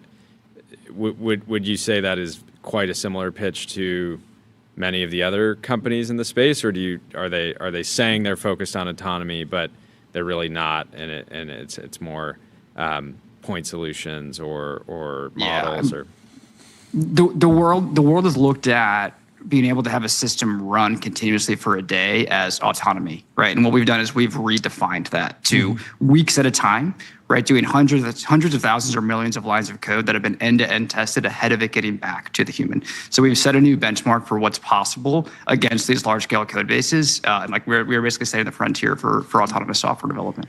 Okay, I can't find it, but I saw Meta put out a new benchmark today, and the benchmark was basically take the frontier model and try and recreate an entire repo, an entire piece of software from scratch, and all the frontier LLMs were performing very poorly. Like they were 0%, 3% maybe. It was very rough. You see a similar dynamic with ArcAGI, V3. The frontier models, the most amazing models, are at like 0.2%, 0.5%, and then at the same time, you have people with like AI agent psychosis and vibe coding, tons of things, and like incredible results from the models and like incredible revenue ramps from all the labs. And I'm wondering how you square these. Like what are the models still bad at? How are you processing the question of like spiky intelligence? Where are you getting the most value, and where are you seeing, oh, okay, it's not quite there yet? So you see a rapid depreciation of intelligence after you exceed like 100K context window, right? And so they're advertising 1 million, 10 million. There's someone sub-Q put out 12 million, context window. Yeah, I wanted to. That's not real. Yeah, right? I wanted to ask you about that, but continue.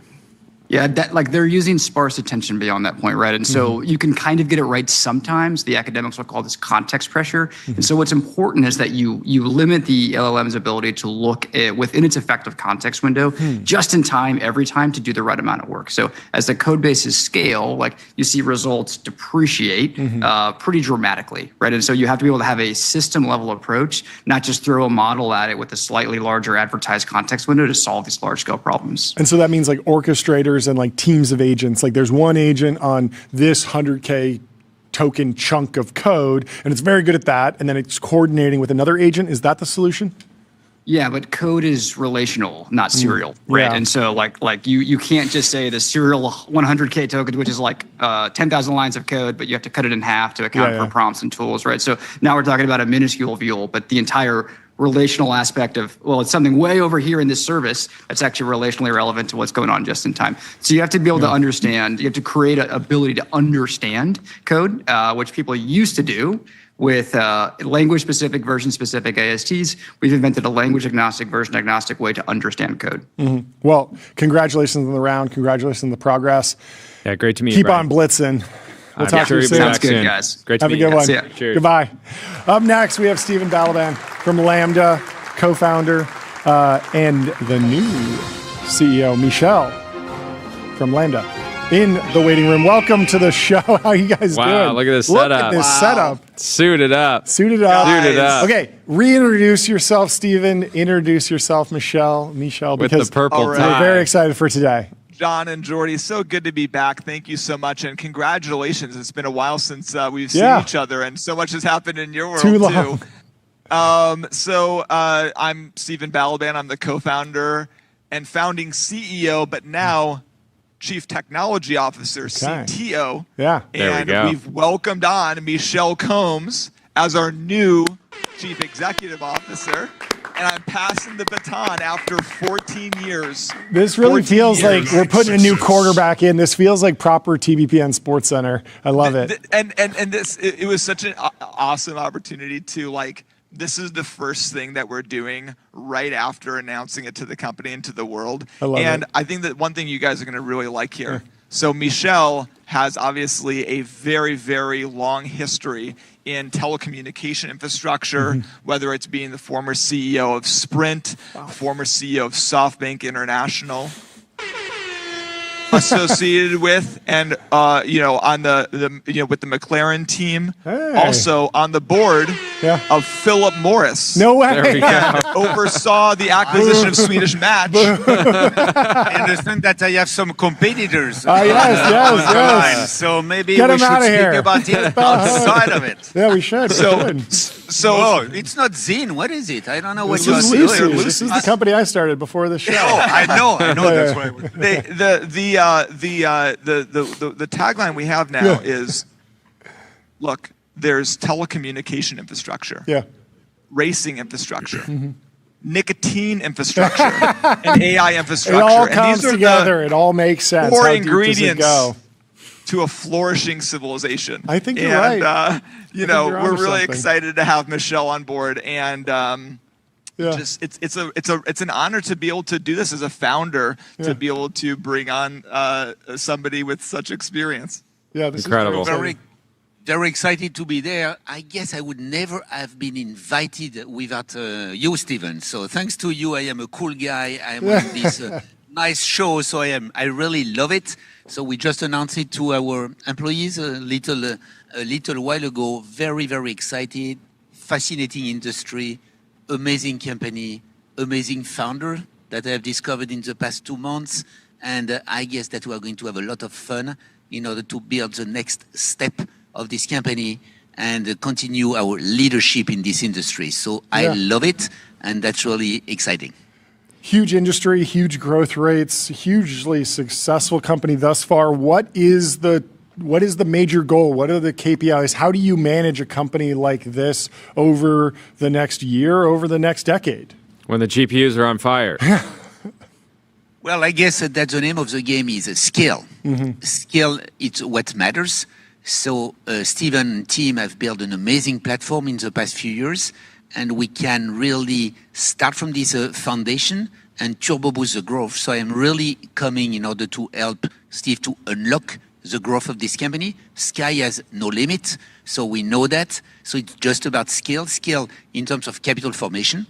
So that's something, and you will have seen that we are strengthening the team also in this side, on this dimension, in order to be able to raise the right level of capital, whether it's equity, whether it's debt, whatever is needed in order to accelerate our growth, and scale also in terms of operations. So it's about, let's say, finding the right sites, finding, of course, the right GPUs, and just making sure that we can assemble all of that in order to have the best service, the best quality, the best quantity of compute, and the most efficient computing power for our customers. So that's really about executing, in fact, the dream of Steven, which has started the dream, which has put all the ingredients together, and my role is just to accelerate that with my partner in crime, Steve. So, which I love the idea to partner with a founder. As you can see, I'm a little bit older than the founder. I have an experience which is a little bit outside of the founding place. I'm a serial executive, but I have worked with many founders in my previous lives, for example, at SoftBank. And so I really like to team with a founder, and especially a founder like Steven. So that's already very fun. Look how he's dressed. He's dressed like a French guy. He's dressed for your job. So look, he has already a tie. You guys I'm will surprised. appreciate this. I got a Charvet tie I picked up in Paris, and that's a good premonition for. Steven, where do you want to focus? Sorry for the French guy. We should just look at his shoes. So he made a mistake there. He made sneakers with his suit. So now we can take it from there. But I just wanted to show you that there was an issue there. Wouldn't be an AI CEO with like proper dress shoes on. Made in America, New Balance. There we go. Steven, where do you want to, like, obviously you're going to be focused on technical responsibilities now. Where do you want to focus? Where do you see the opportunity for you to have the highest impact? Yeah, so I am going to be continuing to lead product vision, technology direction, and working on just really high impact, high velocity products at the company. I mean, one of the things that I've done historically, even just in the past couple of months, is really spin up a ton of agents, really show how software engineering is supposed to work in the new world. And on top of that, I'm just still deeply involved in standing up new infrastructure. So whether that's like hiring and recruiting really great, amazing technical data center experts, assisting with the strategy around how do we go from leasing data center space to owning and operating data center space. I'm just going to be involved in wherever is like the highest impact for me. When I was thinking about these roles, I kind of looked at the people who I really looked up to in business, and the CTO role is the one that's kind of styled after somebody who I really look up to, which is Larry Ellison. And when he transitioned to he transitioned to a full-time CTO position. And when Safra Katz and Mark Hurd became co-CEOs of Oracle. And so I figured that was an apropos title, given that I look up to him so much. That's amazing. How are you thinking about focus right now? People know Lambda is a way to, lease compute on a short-term basis. We've seen other companies expand into everything from buying land and building supercomputers to training their own foundation models and offering APIs. It feels like there's always a question of, do you want to do more? but if the current thing's working, do you stay focused? How are you thinking about these trade-offs? Michelle and I are exactly on the same page, which is focus, focus, focus, focus. We are building a generational company that is going to last for 100 years, and we're going to do that by having the most compute at the lowest cost basis, offer those at the lowest prices in the most flexible terms so that we can delight both the largest, most important model builders in the world, like OpenAI, and the developer. You can't forget the developer who have built the entire industry and ecosystem that surrounds this company. I mean, Lambda is really the developer's cloud. You know, it's founded by a software engineer. It's built for people like me. And so we're going to have that combination of both of those and focus on that. Well, congratulations and thank you so much for coming on the show. Can't wait to catch up with you soon. You guys look fantastic. This was fantastic. We'll have you both back on soon. Talk to you soon. John, Jordy, congratulations, guys. You take care. Goodbye. Thank you, guys. Cheers. Bye. Just yesterday, Ryan Cohen of GameStop offered a $55 billion unsolicited bid for eBay, targeting $2 billion in cost cuts, and we have him joining the show with us now. Ryan Cohen, welcome to the show. Thank you so much for taking the time. How are you doing? How are you guys? Great to see you. Fantastically. I would love an update. What can you share with us on the situation as things have developed since yesterday, just to sort of set the, obviously this is moving very quickly. Where are we right now? What's happening? We made an offer yesterday, $125 a share. Half cash, half stock. That was funny, wasn't it? Have you considered 49% cash? Why did you get to half cash, half stock? Can you unpack that a little bit at least? Well, I mean, frankly, when you think about me going and running the eBay business, what we're proposing is for existing shareholders to take half of their investment off the table, and that would be us providing them with $28 billion, which is like a 40% premium from when we started buying the stock. And then they would be getting roughly, I mean, it depends on ultimately when the transaction closes, but they would be rolling the rest into the combined company of GameStop and eBay. Frankly, with me running eBay, I think that the company, the earnings power of the company is going to increase substantially, as well as the ability to grow. The platform stagnated over the last decade, and I could do a lot with eBay. I love it.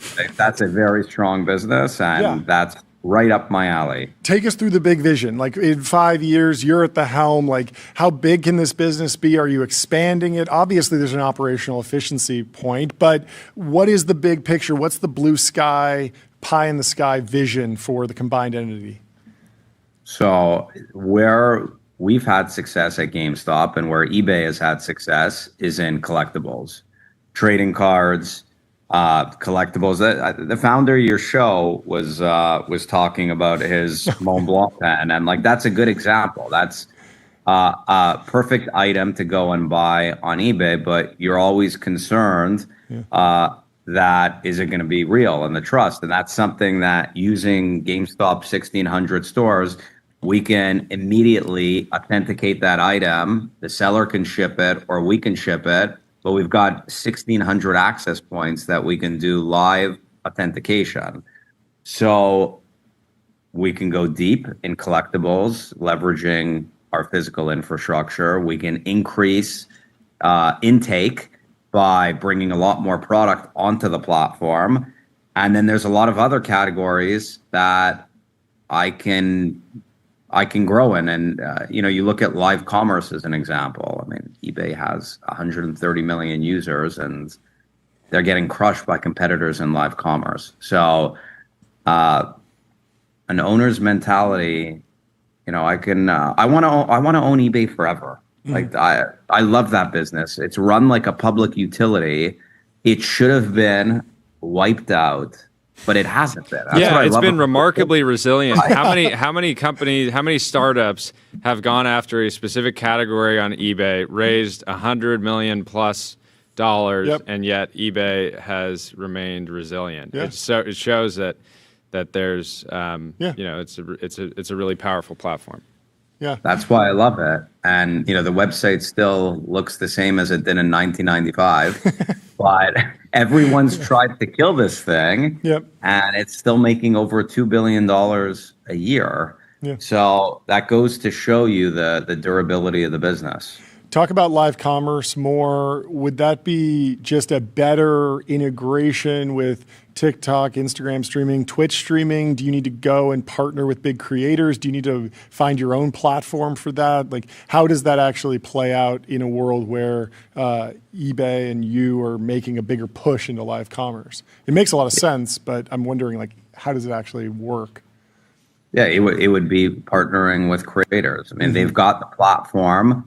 We would improve the platform so it looks better and more consistent with the kind of UI that you have at competitors. But there's the user base, and so it's not something you have to market. It's building out better tech and partnering with creators. Yeah, and the correct incentive structure for those creators, because I bet you right now you could probably go get some referral code or something, but it's not deeply integrated in a way that you can really accelerate on a social platform. Why do you think eBay has eBay been a target of any type of deal like this in the past? I'm not familiar with any off the top of my head, but why do you think maybe it hasn't been more of a target? And I guess, like, why do you think you can get more efficiency out of it than maybe some other potential buyers who I'm sure see their costs? Marketing is something that people gravitate towards, but I'm sure you're seeing other efficiencies as well. So in terms of the competitive landscape on an acquisition, I think there was some people circling around a few years ago. Nothing happened. The strategics can't really do it because I don't think that they would be able to clear antitrust. So any of the large competitors wouldn't be able to acquire it. I don't think that we would have any regulatory issues getting clearance on a merger. In terms of the efficiencies, GameStop is a good example. Like, GameStop is a dog, and it could have been dead. And we've breathed a lot of life into this thing, right? And you look at SG&A. We've dropped SG&A by 47%, $800 million by making marketing more efficient. Almost turning off marketing. I mean, everyone knows GameStop. Everybody knows eBay. So you talk to the marketing people that tell you, like, it's going to tank revenues and all of this. And the reality is most of that marketing spend isn't making money, but everyone's trying to protect their jobs. And there's kickbacks. There's all kinds of perverse incentives. And so I'm running the business like a family business. It's really not that complicated. And you look at eBay spending $2.5 billion to grow 1 million users, $2 billion in cost cuts between sales and marketing and corporate overhead.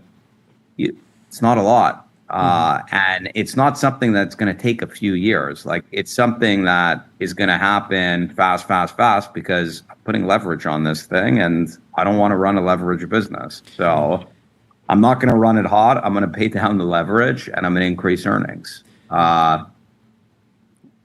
They're spending $5.5 billion on operating expenses on an $11 billion business that has no inventory and it's asset light.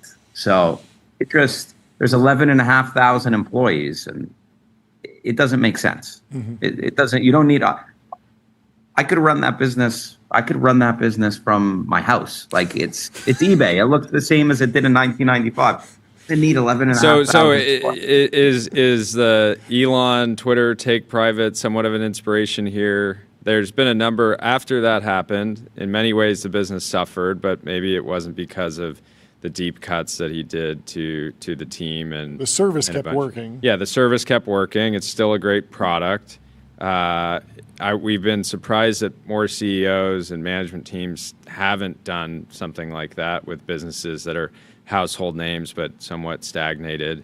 Is that an inspiration at all?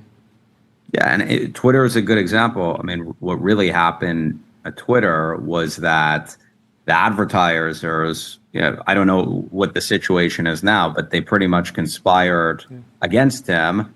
And, it had nothing to do, my understanding is it really had nothing to do with the cost cuts, more of just the advertisers conspiring against him because of the demented political landscape and the fact that people apparently are against freedom of speech. And so, you look at the usability of the platform, and the engineering teams are much smaller, and they're innovating a lot faster. So it's actually the opposite. The more people you add, the more you slow things down.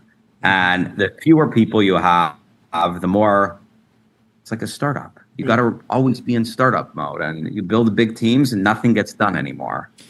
Do you think LLMs will be a tailwind for eBay over the next decade? It feels like for the long tail of commerce, you're trying to find really specific items. It feels like LLMs and people doing research in these products could be a catalyst for the business. Maybe there's things on eBay that would be tough to find, but if I'm really getting precise around prompting or running these sort of agentic searches, maybe I have a higher likelihood of purchasing something. Yeah, I mean, I think about all of the things that can disrupt the business in the future.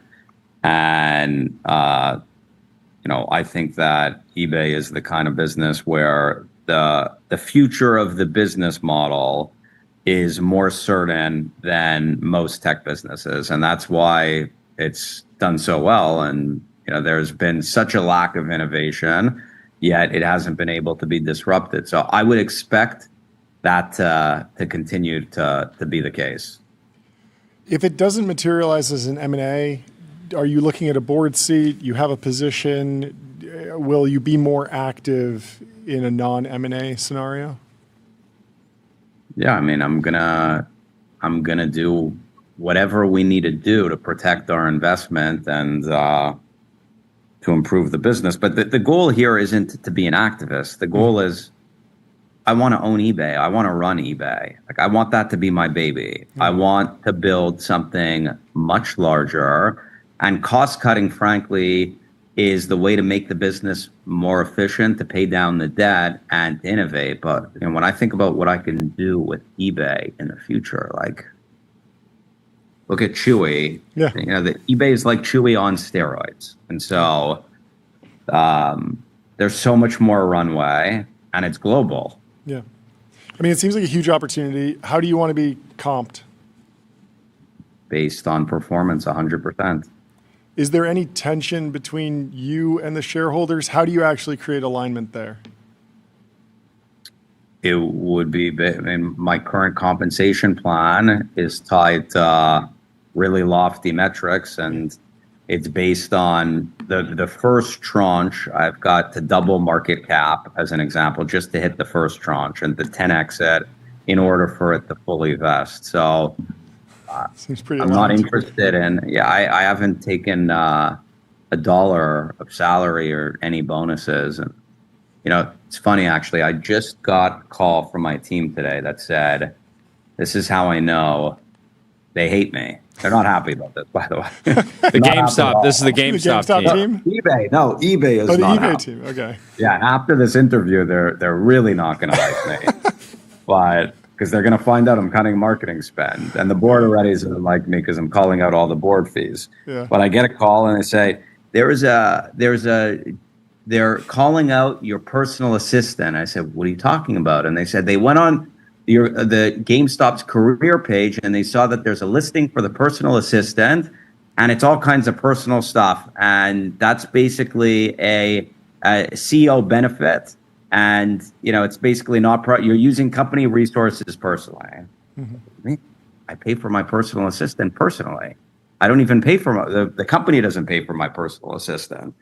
So they're already starting to get they're doing whatever they can. They want to fight. Has any major eBay shareholders reached out to you? Have you had, what is the general sentiment? What do you think it'll look like if you take this directly to the shareholders?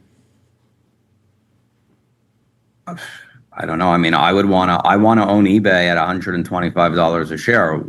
There's tax advantages to rolling it, but when I think about what eBay could be worth, if I'm running this business, I believe it's a heck of a lot more than $125 a share. And so I would roll 100% of the equity, but we'll see. We'll see what happens. Yeah. What do you think of Michael Burry's critiques? A lot of people were, talking about him exiting yesterday. He doesn't believe. Have you guys chatted? I haven't chatted with Michael in a long time.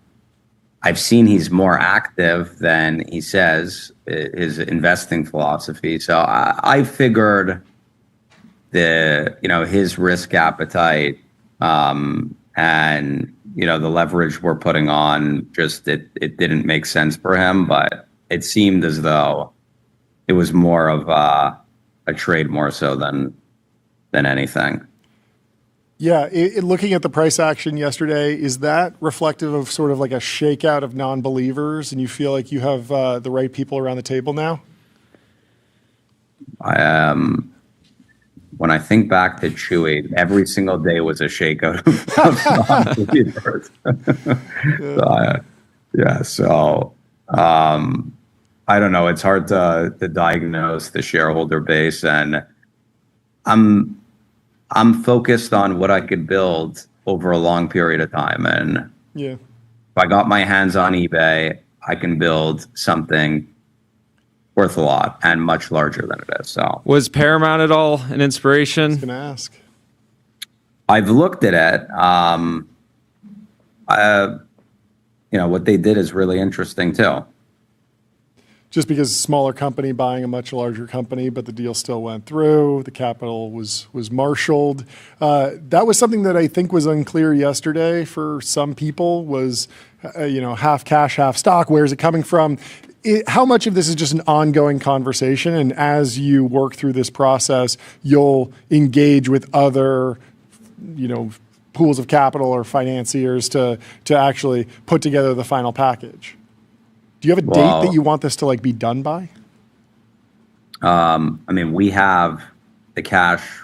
We have the cash accounted for today in terms of a highly confident letter from our bank for the $20 billion. Plus, we've got $9 billion of cash. So, and the rest would be them rolling the equity into the combined company. Sure. Yeah, I think that was the rolling of the equity was the thing that if it had got into the viral clip from CNBC yesterday, would have made a lot more sense. So I'm glad we're getting it in now. Yep. Is there how much of your critique of eBay is specifically around the current management team? They've done a decent job. It's anyone when you've got perverse financial and they're not operating like owners. It just when you've got it all on the line, you're going to do whatever it's going to take. 20-hour days, 7 days a week, you're not going to stop. And when equity is given out to you like candy, it's all companies. So the directors, board of directors make $4 million. It's like $350,000 to $450,000 per director. There's been no insider buying at the company. It's not a surprise. They're not going to light the money on fire. They're not going to light the world on fire. But you've got a bunch of professionals in the board and a professional management. Yeah. So, if this deal goes through, roughly what percentage of your personal net worth will be tied to it? Well,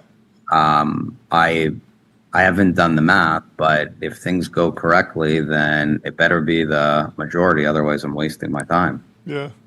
What was your first memory using eBay? Were you a power seller back in the day? Very good question. I bought and sold DJ equipment on eBay back in like 2003. It was amazing. I don't remember my first transaction, but I'm going to have to get back to you on that one. Okay.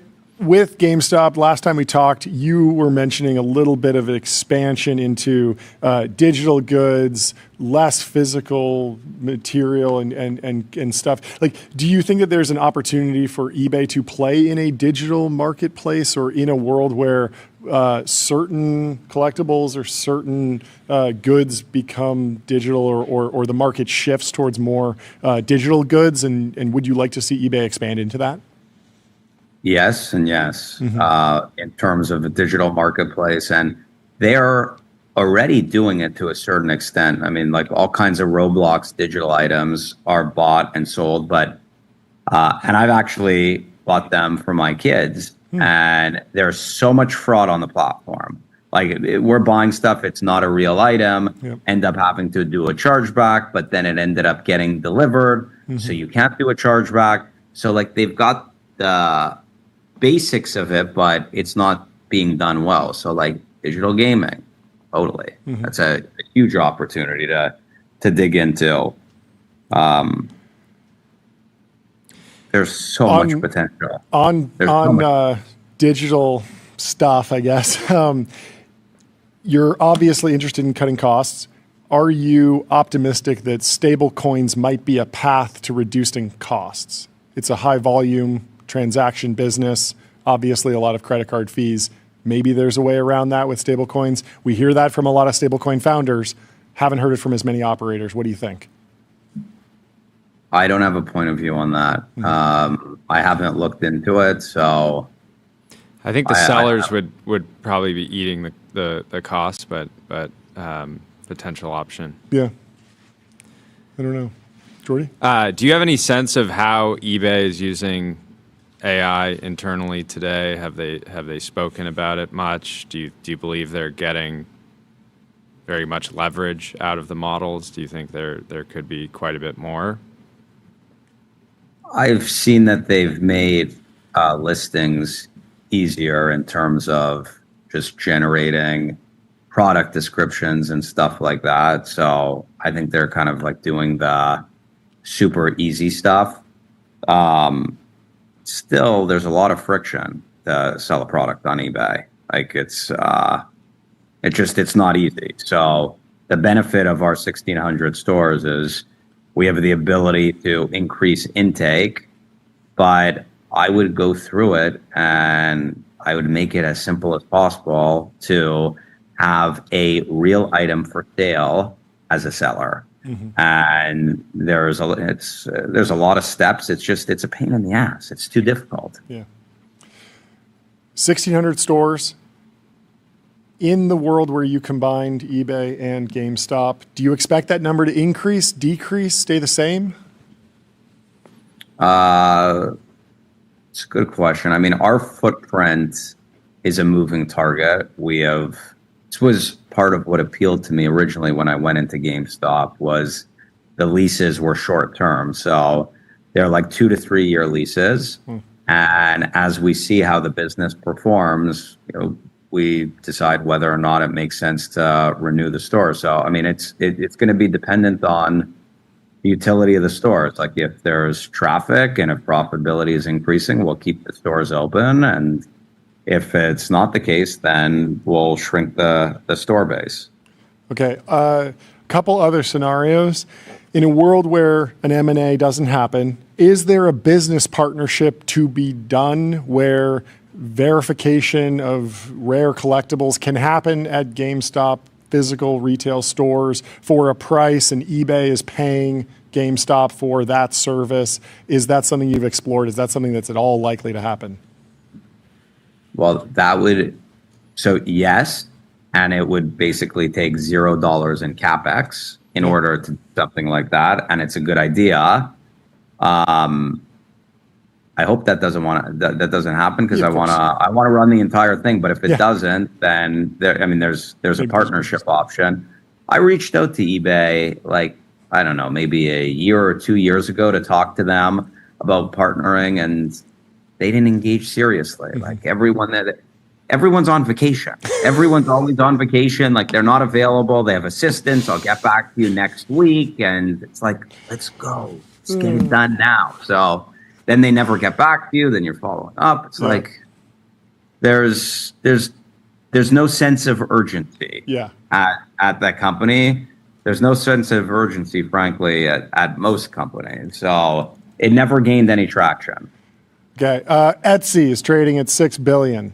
Is that a target if the eBay plan doesn't come together? No collectibles action there.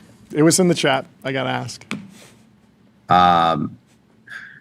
eBay's just such a natural fit for the collectibles, leveraging our store footprint, but then also like my ability to cut costs and build something much larger at the company.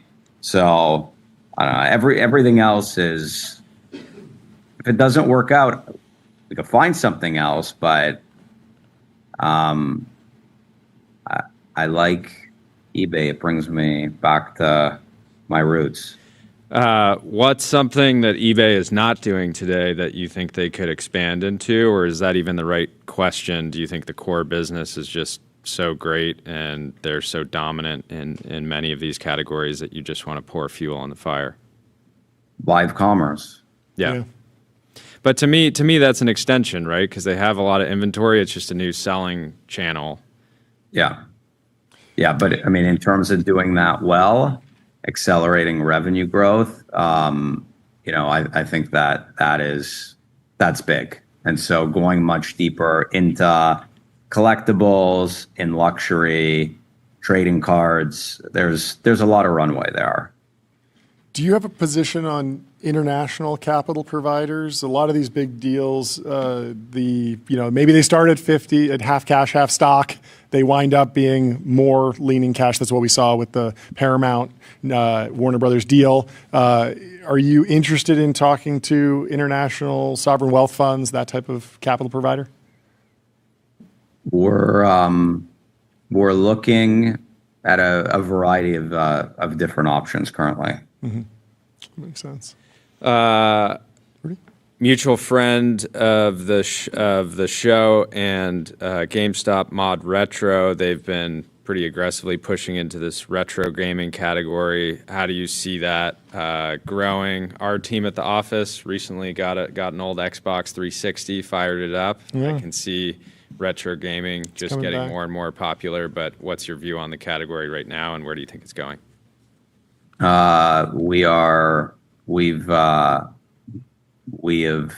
return rates are kind of high, but we're building out the retro business in our stores currently. So it's still small, but it's a growing category for us. Mm-hmm. What do you want to see the rest of this week? How do you see it playing out?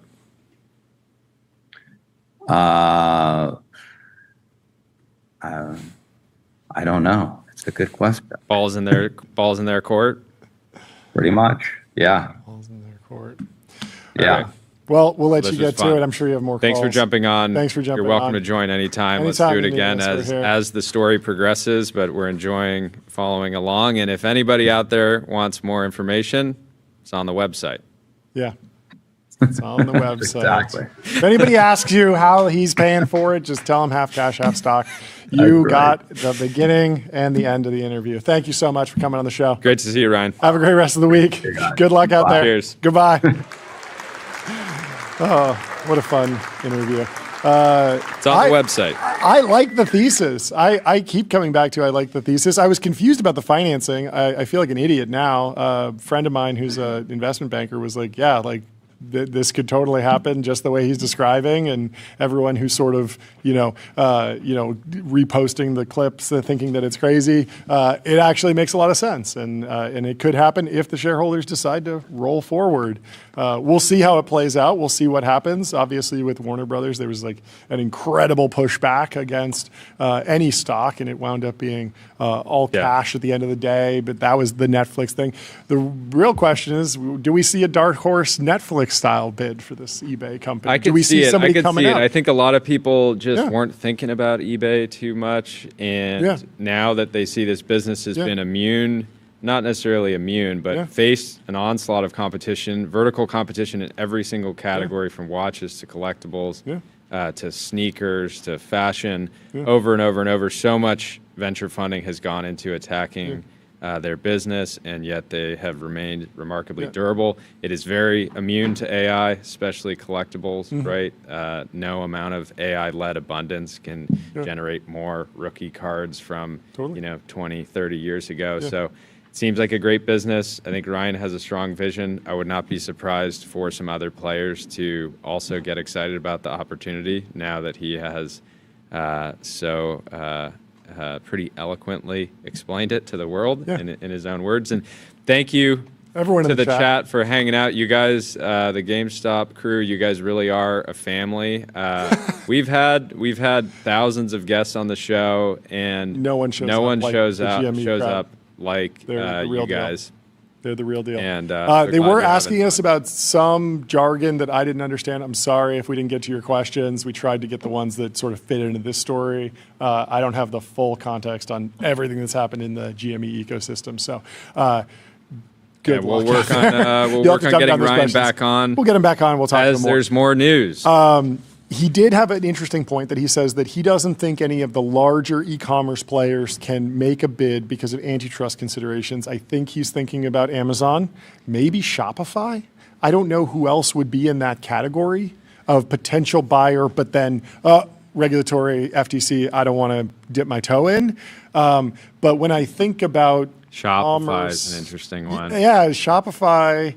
eBay really is a platform, right? I don't know that it makes any sense together. I'm not sure that it does either, but you can imagine they would be able to, we got to get Harley back on and put the screws to him. I was just thinking more like these scaled PE funds that. Well, that's not a regulatory issue. No, I know but I'm saying that's a potential dark horse. Totally. And specifically because they're kind of paralyzed, right? They're worried about investing in SaaS. They're maybe sitting on a bunch of SaaS companies that they can't exit for reasons we all know. Yeah, and this one might be more durable. I'm just thinking about the Amazon. Like, would you who is the Netflix of this story? If he's the Paramount and eBay is the Warner Brothers, it's the $10 billion company going after the $50 billion or $100 billion company. Who's the Netflix in that story? It feels like it would be Amazon, but Amazon's so dominant in e-commerce. Maybe a Shopify, but the thing I kept coming back to too is we've always said it has been shocking that the Elon Twitter playbook hasn't been applied to more companies. Again, the Twitter acquisition didn't go well, but that was because of the reason that Ryan talked about, which was more the advertiser revolt. So if ad spend on the platform craters, but you have these companies that have real network effects like Twitter, like eBay, I do think you can cut pretty dramatically and still have a thriving platform. At least my experience on X, we went through a period where stuff was pretty buggy, but I think they figured it out. So. Yeah, it's funny. Talking to him, I get the GME Army's love. I get the thesis, the way he thinks about things, the way he talks about things. Obviously, tons of ups and downs in the journey, but the basic thesis of the combination. Yeah, the other thing. There's a lot. The other thing I'm excited about. There's so much stuff in my house that would sell on eBay. Yeah. I just never find the time to go out. I don't want to deal with photographing it. If I could just take a car full of stuff, take it to eBay, they can say, we'll take this, we'll donate this stuff. Yeah. I would happily do that. And I think that the integration with their existing retail footprint is interesting. I don't think they probably need 1,400 stores. 1,600. Yeah, I agree. It's unclear. I mean, obviously he's going to cut the ones that aren't performing well and add ones that are obvious, but what is the net effect? I don't know. I actually don't know where stores have gone over the past 6 years while he's been running that business. I would love to know how many stores did GameStop have before Ryan came in as CEO. Maybe we can look that up. But in Amazon news, the number of monthly releases of ebooks on Amazon is going vertical. We are in the fast takeoff of AI slop books, apparently. That is the conclusion. John Arnold just says, ha, ha, ha, ha, ha. And it does look like the rate of publishing on on Amazon is going absolutely vertical. Explaining this to somebody in 2022, there's going to be a renaissance. 4 years from now, there's going to be 350,000 books being published every month on every Amazon. month. And they're like, you're not going to be happy with why, though. It is crazy. I mean, if you had asked me to guess how many books were being released every month on Amazon in the pre-AI era, I don't know if I would have put it at 100,000. That's a lot of books. I feel like we talk to a lot of authors. I see the hyped books. I see the New York Times bestseller list. I don't really see the 999 or 99,900 books that don't make the cut in the given month. I maybe hear about 5 or 10 new books every month, but lo and behold, they were in fact churning out 100,000 books. Now it's over 300,000 books every month on Amazon. Bullish for Amazon. If you like slop, it's good for you too. I don't know. Maybe there's some good stuff on there. It all depends. The models are getting better. They're getting less sloppy, and I think people will wind up liking them. There's some AI videos that I like out there. You know, there's going to be one book that's fully AI generated that is of high quality. Tyler, did you get the stat on GME stores pre buyout? I would love to know. You don't need to cut to him while he's looking it up. Brutal. We can come back to that. In other buyout news, Long Lake, very under the radar company, but has been on an absolute tear over the last this is a couple wild of years. Deal. Wild deal. Is taking Amex, GBT, Global Business Travel, private. I could see Long Lake being kind of interested in eBay too. Ooh. They've maybe got their hands full with Amex GBT, but incredibly talented team. Been really unlocking the power. So it's a $6 billion take private. It's also interesting because General Catalyst, Mark Vergara, is sort of talking about the story of Long Lake. He says, we had the first Long Lake team retreat at my home in Miami just 2.5 years ago when the company was getting started. It's been incredible to watch. The talent and team have brought together to transform the services industry into one of growth and abundance with AI. Excited for yet another milestone. General Catalyst is honored to be the partner from beginning and excited to continue the strategy of backing what we believe are the best AI investments. And interesting because General Catalyst is also an investor in Ramp, I believe. And so there's a question about like Ramp has a travel product. How different is Amex Global Business Travel from Ramp Travel? Obviously there's some overlap there, but there might be some synergies since there's board members in common now. Who knows where this goes? But at $6.3 billion, that's a small slice compared to Ramp, which has been on an absolute tear. Another big raise before we close out for the day. 11 labs for Maddie. Crossed $500 million. Welcome new investors: BlackRock, Wellington, NVIDia, Santander, Jamie Foxx. Is this a raise or is this just a flex? They're just flexing they the welcomed ARR. some new investors. Okay, they got some new. I don't know that they announced their new valuation. Well, but with the good I stuff. bet it's Mitchell high. Green would be very happy. You know, if you have ARR, that's what you report. If you don't, you report the valuation. And they are making some serious progress on the commercial side. So it's some serious congrats institutions coming to in. the team over there. Tyler, I think Tyler has an answer. Yes. Okay. Wait, Jordy. Do you think the number of GameStop stores has increased or decreased or stayed the same since Ryan Cohen's tenure? What do you think? Back of the envelope. What do you think? I would assume that it decreased, but because you're asking me, maybe. You're going increase. Lock it in. Final answer. I'm going decrease. You're going decrease. Okay, what do you got? What are you going? I got to take the other side. I'm going increase now. Okay, so 2021, January 30, 2021, they were at 4,800 worldwide. Okay. This past January, they were at 2,200. Okay. Yeah, so I thought you were asking me. I thought you were trying to trick me. No, I wasn't trying to trick you. I was just trying to get you to lock in a random guess. Ryan Cohen is such a savage operator. 5x store count in a retail apocalypse. No, clearly he made it much more efficient and everything. Yeah, as Elon, and the chat's really helping here. There's a massive decrease. Obviously, everyone knows. As Elon said, your questions are meant to trick me. Yeah. Anyway. Well, speaking of retail, what's going on? McDonald's Oh, this is fake. It's fake. There's so much fake news in the timeline. I saw a funny debunk of there was someone on Instagram who was reacting to goats, a video of goats on mountains, and was like making fun of the goats on the mountains. And then there was someone debunking that, saying that that's AI goats, but goats do in fact climb mountains, and so you could do the same funny video, but you should have used the National Geographic video. Every post requires like a deep dive on like, is this real? But maybe the future with all that XAI capacity, they can just do Grok is this real on every post before it goes out. Generate the community note before I even hit send. If I'm posting fake news, just let everybody know. Community note singularity. Anyway. Well, folks, thank you for tuning in today. Thank you for tuning in. It's been an honor. We are at a conference tomorrow and Thursday. We'll be back Friday, but we might have some special reporting from the field. We have a lot more planned, and we will, of course, be posting plenty over this week. Thank you for tuning in. We will see you on Friday. Have a good week. Goodbye. Love you. Leave us 5 stars on Apple Podcasts and Spotify. Sign for a newsletter, TBPN.com. Goodbye.